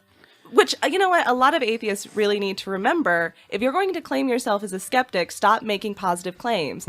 Stop getting mad at people because they're like, they're like, I'm not sure if ghosts exist, but I had this thing happen that I can't explain. And then some atheists, oh, you're atheisting wrong. And stop with that shit, guys. See, that's you're not a true Batman fan. That's the same thing. That's why I'm trying to make the parallels some way that, y'all can understand. We got to be cool to each other. Yeah, we do. There's a lot to welcome them in. I'm glad that there are strangers in my comic book store. I'm glad that there are people asking me about this and I can talk to them about it. You know? You're not going to get anybody coming to your side by picketing funerals, by telling people they're going to hell, holding up giant signs. If you do any of these 1,300 things on the sign, you're going to hell. Yeah. Which I don't get. I mean, we had the atheist convention same time as it was Comic-Con last year, wasn't it? Yeah, because someone asked me if I was going to go to it, and I said, I don't know. They were like competing at the same time. I'm like, fuck, I really want to go to one, but I can't. I'm booked. I remember, there was protesters, and I was like, oh, but the atheists are here? It was a bad time in my life. I came out of the Salt Palace, and there was a guy standing out front blowing on this giant like twisted horn kind of thing, warning about the 3 blood moons of this year. Nice. And you said, which Lord of the Rings is that?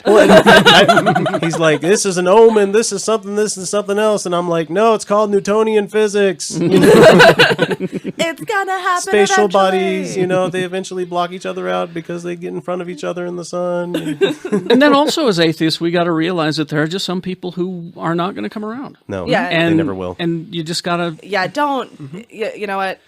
Just let them go. Yeah, I think anybody beyond beyond Kerry's generation, there's not a lot of people you're going to be able to have them come over at a, I mean, I'm not saying later time of life or anything, but I'm just saying when you grow up at a certain time when McCarthyism was a big thing. Yeah. When, you can't be a communist, you can't be socialist because that makes you a godless person and therefore bad and wrong and we're going to send you to prison.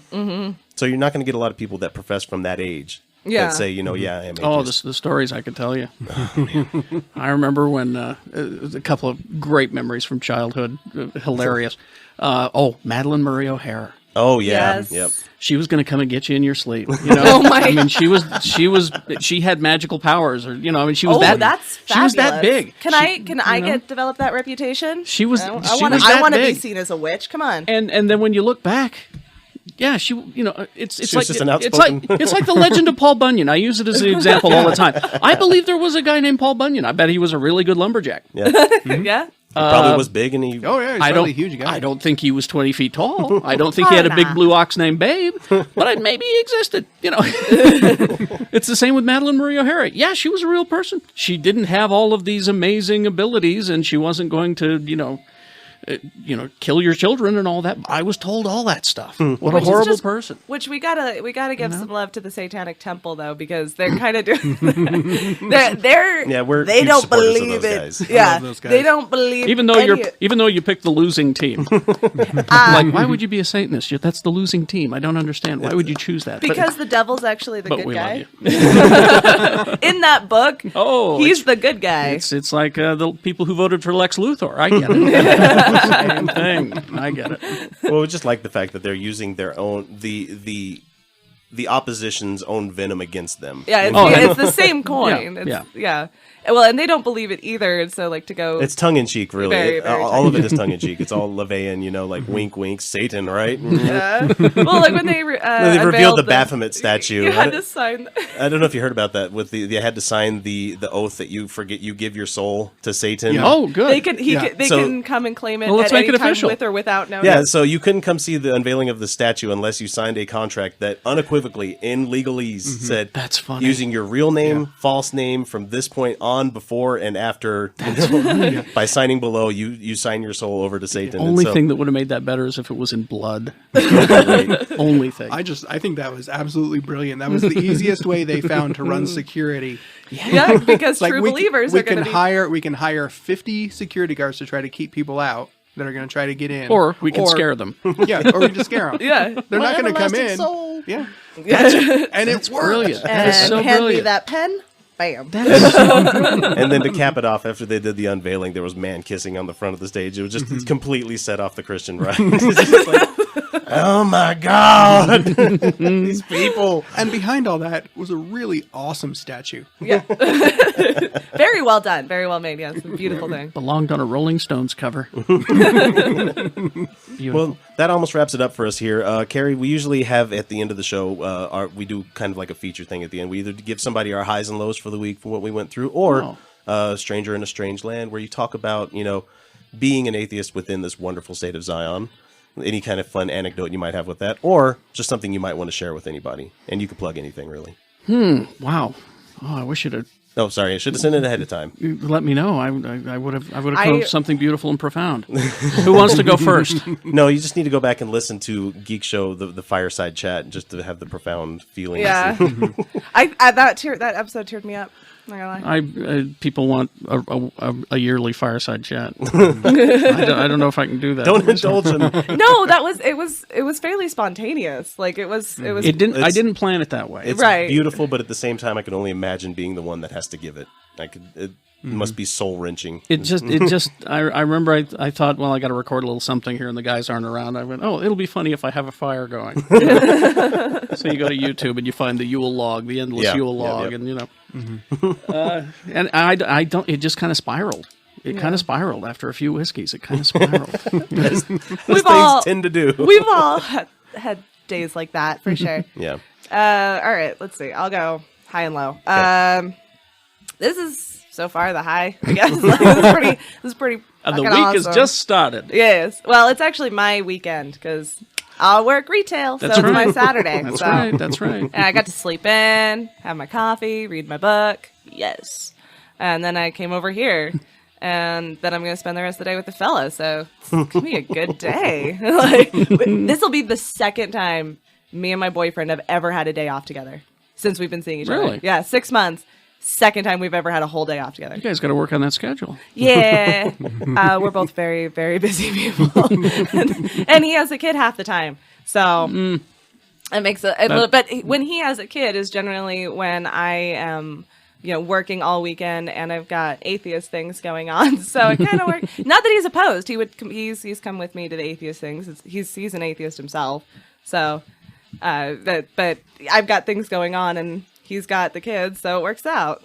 Like those darn kids. But let's see, low, no point. Oh, you know what? We forgot to ask about. My derp. My derp. Oh yeah. Oh, the derp. Sorry. My derp has to reel it back about 5 minutes before we started talking about this. Most of us have a person that we work with that we call the derp, who makes your job a living fucking hell.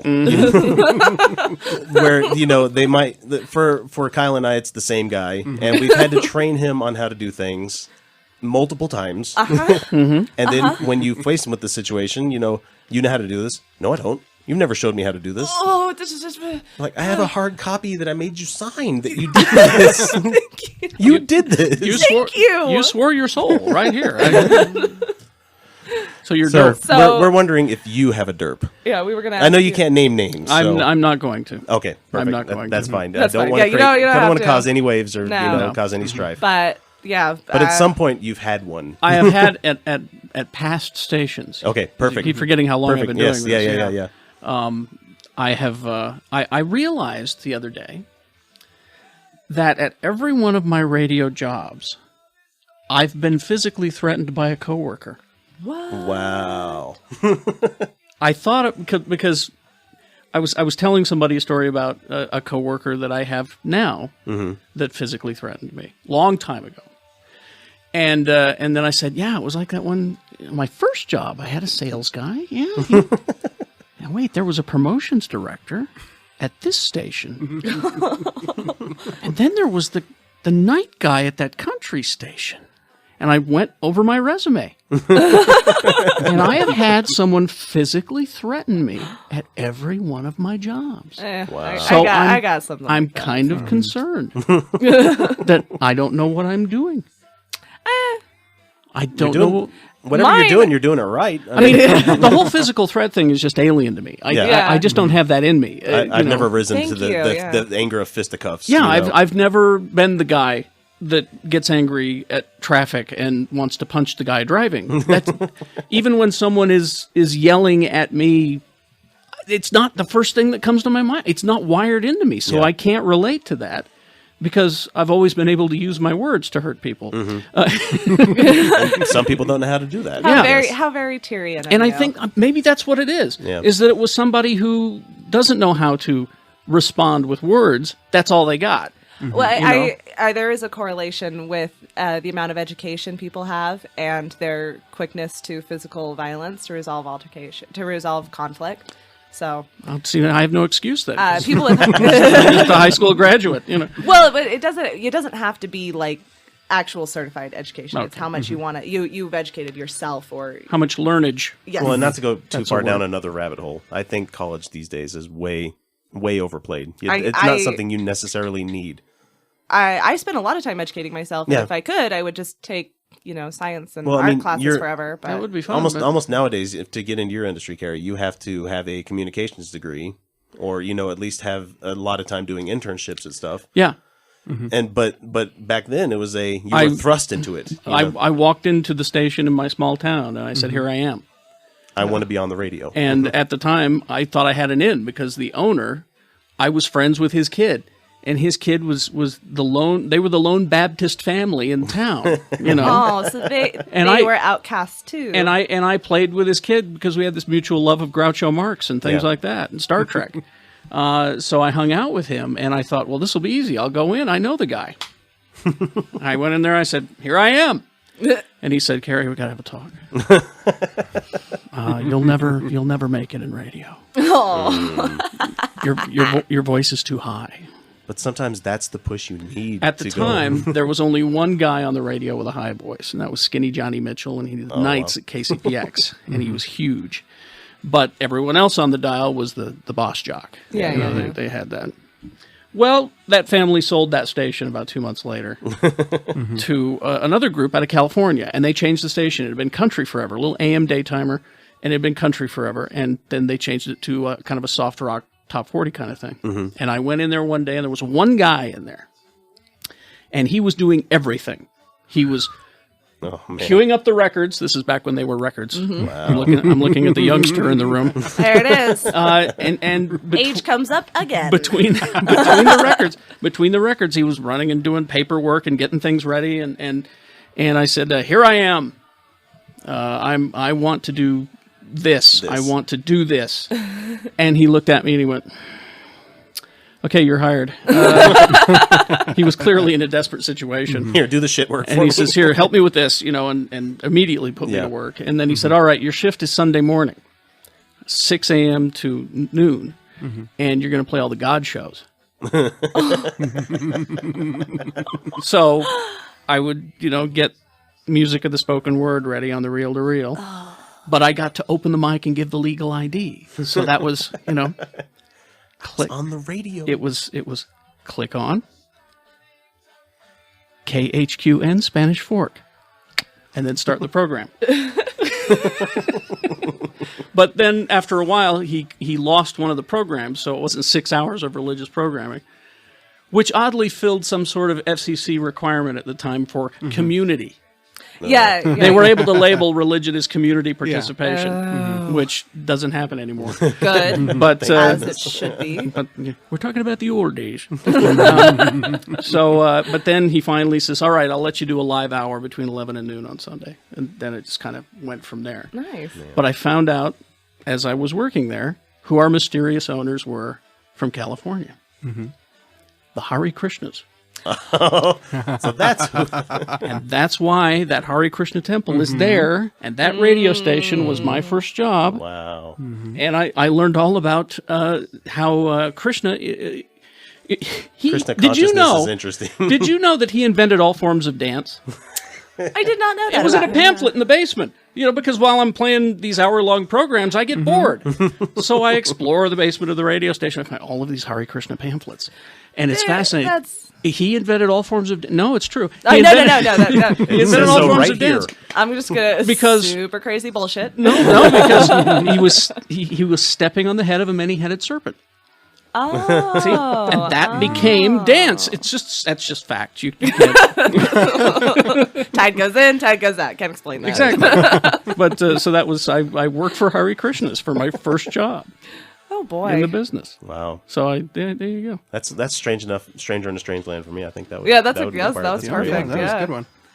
So, Kyle, what about you? Wait, no, we didn't get your... You're low, sorry. Yeah. We went from derp to... You're derailed. I love podcasting. I don't know. I'm just nervous because she's on the island by herself on Labor Day. So. The derp. The derp. Her derp. My derp. My derp. So she's running things on a holiday. Tell Kerry about how on much the cheese she's island. ruined. Oh, God. It's so bad. Okay, so I really, really love my job. And I can talk about cheese forever. And I would love to have that conversation. Yes. Actually, my wife needs to have that conversation. She loves it. Yeah. Oh, yeah. I love my job, and it's fantastic. Yes. And so I run a cheese island modeled after a specialty cheese shop, much like you see in Whole Foods, but I don't work for them. Okay. And I have an assistant who has been doing this job longer than I have, and claims that she knows nothing. I mean, she ruined $70 of a goat cheese because it had ash on it, and she decided that meant it was a blue cheese. And she cut it after because I've gone to people who know jack dick about this cheese. Yeah. I show them a picture and I go, "Is this a blue cheese?" And they go, "No." And I go, "Thank you." And didn't it have on the package the name of it? Yes, yes. Oh, okay. That So would be she can't Humboldt read Fog ash ripened goat cheese. Delicious, by the way. Yes, fabulous cheese. I love it. I love it all. Yes, it's a fabulous one. So she cut that after she cut blues, and this is it's got a bloomy white rind on the outside, so it's got white mold. But this cheese will never ever develop a blue mold ever. As it ages and ripens, it gets gooier and gooier. So that's all it does. It had blue mold all the way through it. I was like, what? Because like she left me a note saying what she'd done, and she goes, "I cut all the blues," and then Humboldt Fog was on there. I'm like, what? And this is an expensive one, so that's $70 right there. I just look at it and I'm like, oh my, how? She's been doing this longer than me. There's been twice now I've had to throw away $70+ of the fresh mozzarella we make because one time she made it taste like sand. Oh. I don't know how. Yeah. But it was gritty. Mozzarella is never. No, it's never. No. I've never had unless it's fake. I have no idea how she even possibly did this. Like, I can't figure it out. And she told me it's because she used the wrong salt. Thing about salt is, even if it's the wrong one, it's going to dissolve in water. So, I don't know how she did that. And then the other time, she put brand new mozzarella on top of the stuff that I had made previously. So all the new stuff sold, and all the stuff I made just expired. and it was another $70 that I had to throw. So I'm just constantly like worried, looking at her stuff and going, why? Why? And then we get a health inspection. Oh. While I was gone, and it didn't go well. Oh. And like they start telling me like all the things that we got marked off on. I'm like, I do that every day. What are you talking about? There is no way this happened. And she didn't do it while I was gone. And then wrote me notes taking credit for cleaning up these things because it needed to be done. And I'm like, because you didn't do it the day before. What are you talking about? I have talked to you about cleaning out the hand washing sink. I have talked to you about mopping every day. I have talked to you about cleaning off these shelves. How come it wasn't done when the health inspector got here? So that didn't look good for me. That was awesome. So, And so she's currently at the job. I know you're mostly not that atheist that I talked about, not that geek. You know You're not a condescending cheese person, are you? No. I really love to just talk to people about it. I love sharing it with people. People, it's really funny. People come up to me and they're like, so this is really embarrassing to ask the cheesemonger, but where's the Velveeta? And then I say, it's not here. And I laugh and I go, I like it with macaroni too, so don't worry. I have turned into a cheese snob though for myself. Like there are certain ones that I won't eat anymore. I would just hate for you to see you at work and someone asks for some sliced Gouda and you say it's Howda. No. Howda. It's pronounced Howda. I don't do that. I will. I don't say Howda mostly because people won't know what the hell I'm talking about. And then people will try to say it right to me and they go Gouda.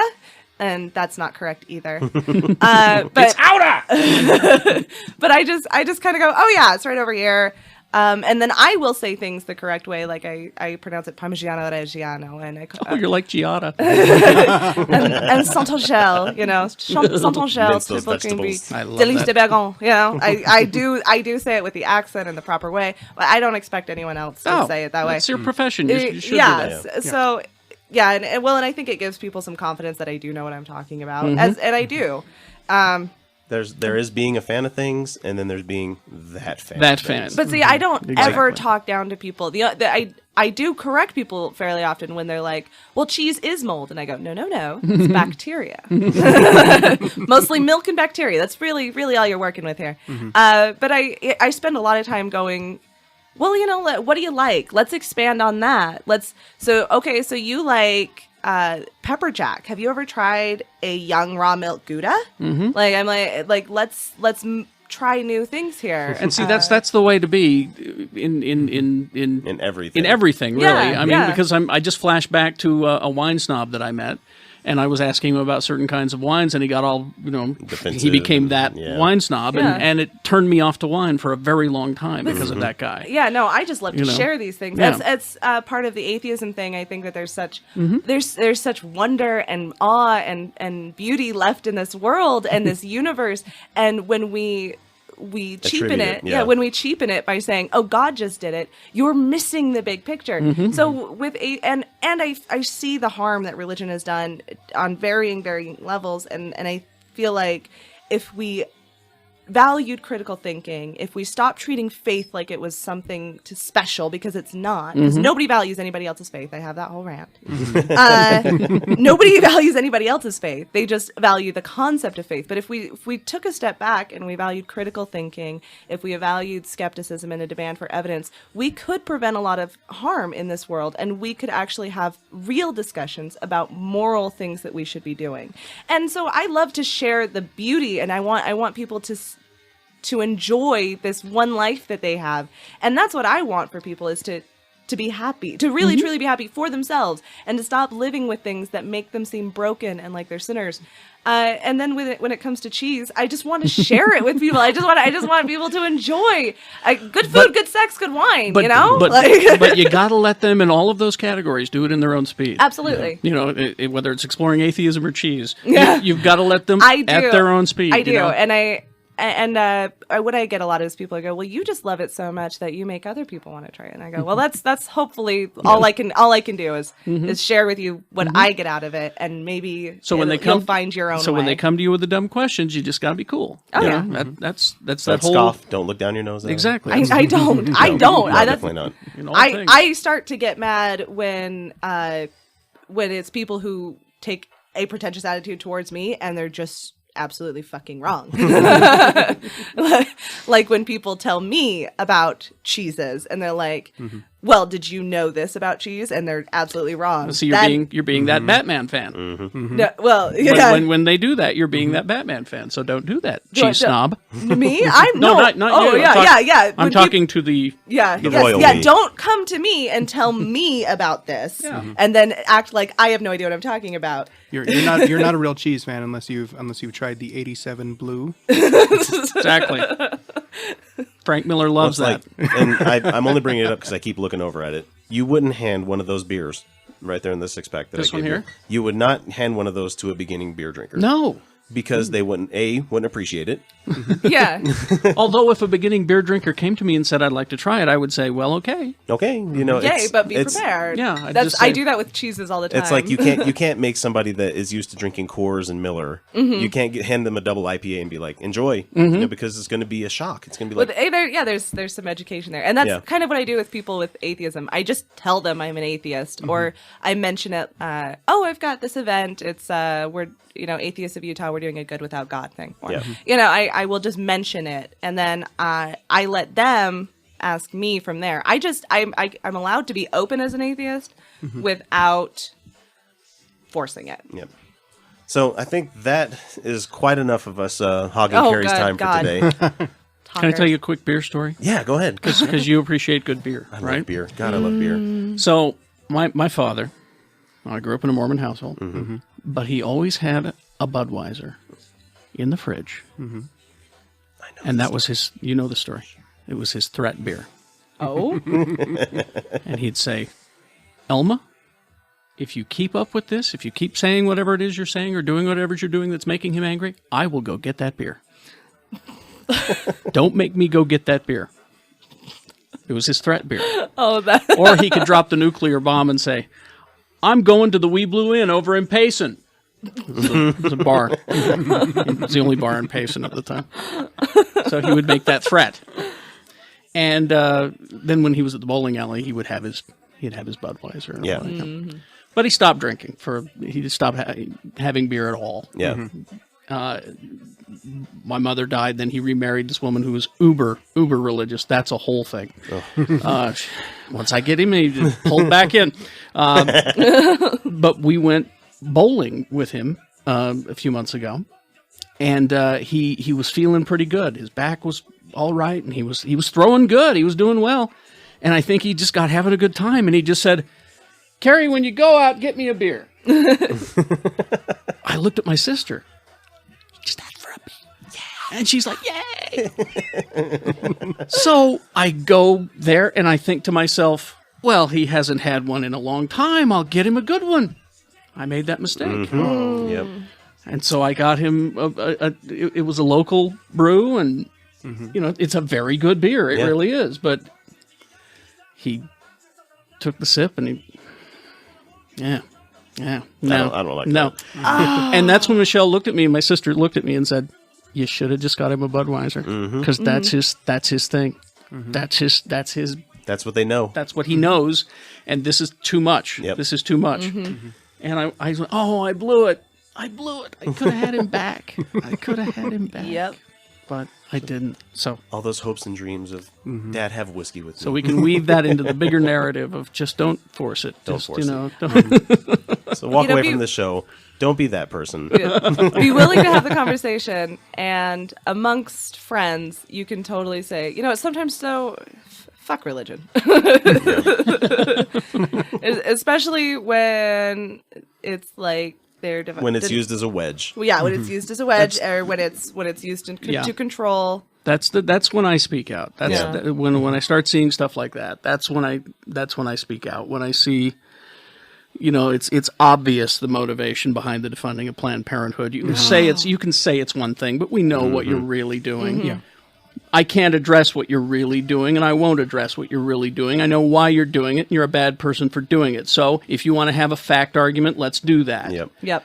The videos were altered. Boom. You know? Very, very altered. So if you're still pushing that, and the evidence is in on that, I know what you're really doing here. It's like when Herbie said he's not going to fund Planned Parenthood. It's like, okay, yeah, you're going to be not providing as little money as you were before. We hate you for that fact, but at the same time, we know why you're doing it, because it's an election year, and the guy that you're going to be going against is, well, and that's the thing, is this the federal money. Yeah. He's just been the conduit. Yeah, when I heard when you guys had Spencer Cox on the other day. He's just the conduit for the money. He's just now decided he's not the conduit anymore. And because of that, boy, he was in trouble in this election, but that helped him. That helped him. The election coming up. And so it warms my cold atheist heart to see fellow atheists like Mark Zuckerberg donated $1 billion worth of shares to Planned Parenthood.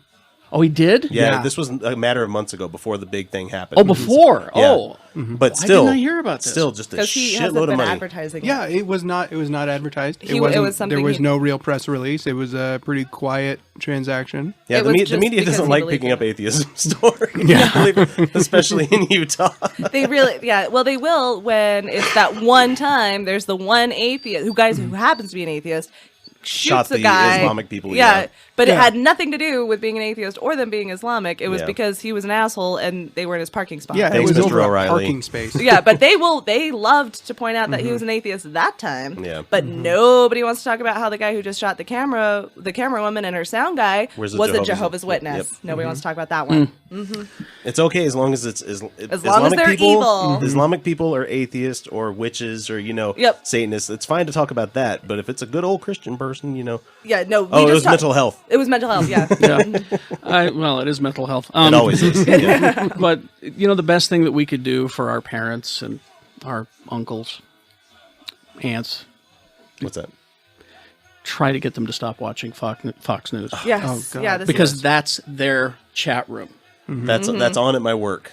That is their chat room. That is where they get all angry and angered up about shit they don't need to be angered up about. If we can walk away from our computers like that, that's the next job, is try to get your parents to walk away from that chat room. I fucking hate that station so bad. Yeah, but we talked about it when Dan was on last week. That's why we do shows like this, is to be the counterpoint to it. It might take 100 of our shows for that one episode of something to go away. But you know what? We're out here, we're enforced, and we're not going away. So. So, Kerry, thank you. And we're not going away, and we're not trying to take away what you have. And that's a big misunderstanding. People think that we want all the churches shut down. I would like them taxed, but that's another story. Yes. We're not trying to shut down your church. We're not trying to outlaw take it away religion. from you. We're not doing that. No. It's John Lennon said, whatever gets you through the night. And if that gets you through the night, terrific. I'm all for that. Yeah. It's when you knock on my door with it. That's where we have a problem. Especially when I have a no soliciting sign. Oh no. What do you think you're doing? And even then, we're not soliciting. No, please come in, and here's my wine and my cigarette. Let's have a talk. I don't even go that far. Oh, I do. I just, they knock and they give their opening line, and I go, no, thank you. And no, thank you, guys. Have a good one. I don't need to engage. You're not going to change my mind. I'm not going to change your mind. So let's walk away from the computer. I actually disagree. I think I don't full on attack what they're saying, but I do start asking questions, and I start going, okay, well, why should I believe in your gods over, say, Thor? I think that those kinds of things and having the discussion is important, and also, I kind of like to terrify young men sometimes. Those impressionable 19-year-old boys. I love to terrify them. You just love corrupting young boys. I do. Good I like to ask them about sexuality, especially, and then they get real scared. Well, I think you could get away with that. I don't think I'd be able to. No, I don't think that works so well. So, do you guys like watching wrestling? I always like telling them stories about all the missionaries I know that were sent on their mission to cure being gay. Like, why? That's the worst thing you can do. That is a terrible. You're throwing them into a bedroom with another guy. You're 24/7. You're not allowed to be near women for 2 years. I don't think this is helping. Just hear the theme from what the hell is the movie called? The one that Ang Lee did. Damn it, what's the name of the movie? Brokeback Mountain playing in my head. The lonely guitar. Just a bunch of cowboys eating pudding. Nope. Damn it. You got there before I did. So, Kerry, thank you so much for your time. We really appreciate it. We will be going down the list of other Geek Show podcast people, so we expect more from us. We're not going away, like we said. I can't wait for the demon fear discussion with Shannon. Oh, that'll be fun. That's going to be fun. Yeah, that'll be really that's interesting. A fun one. Because Ghostbusters... The Exorcist is what really did it for me. And back when I was still under the influence, it scared me. And now I watch. It's an unwatchable film to me now. I mean, your mother sucks cocks in hell. You know what?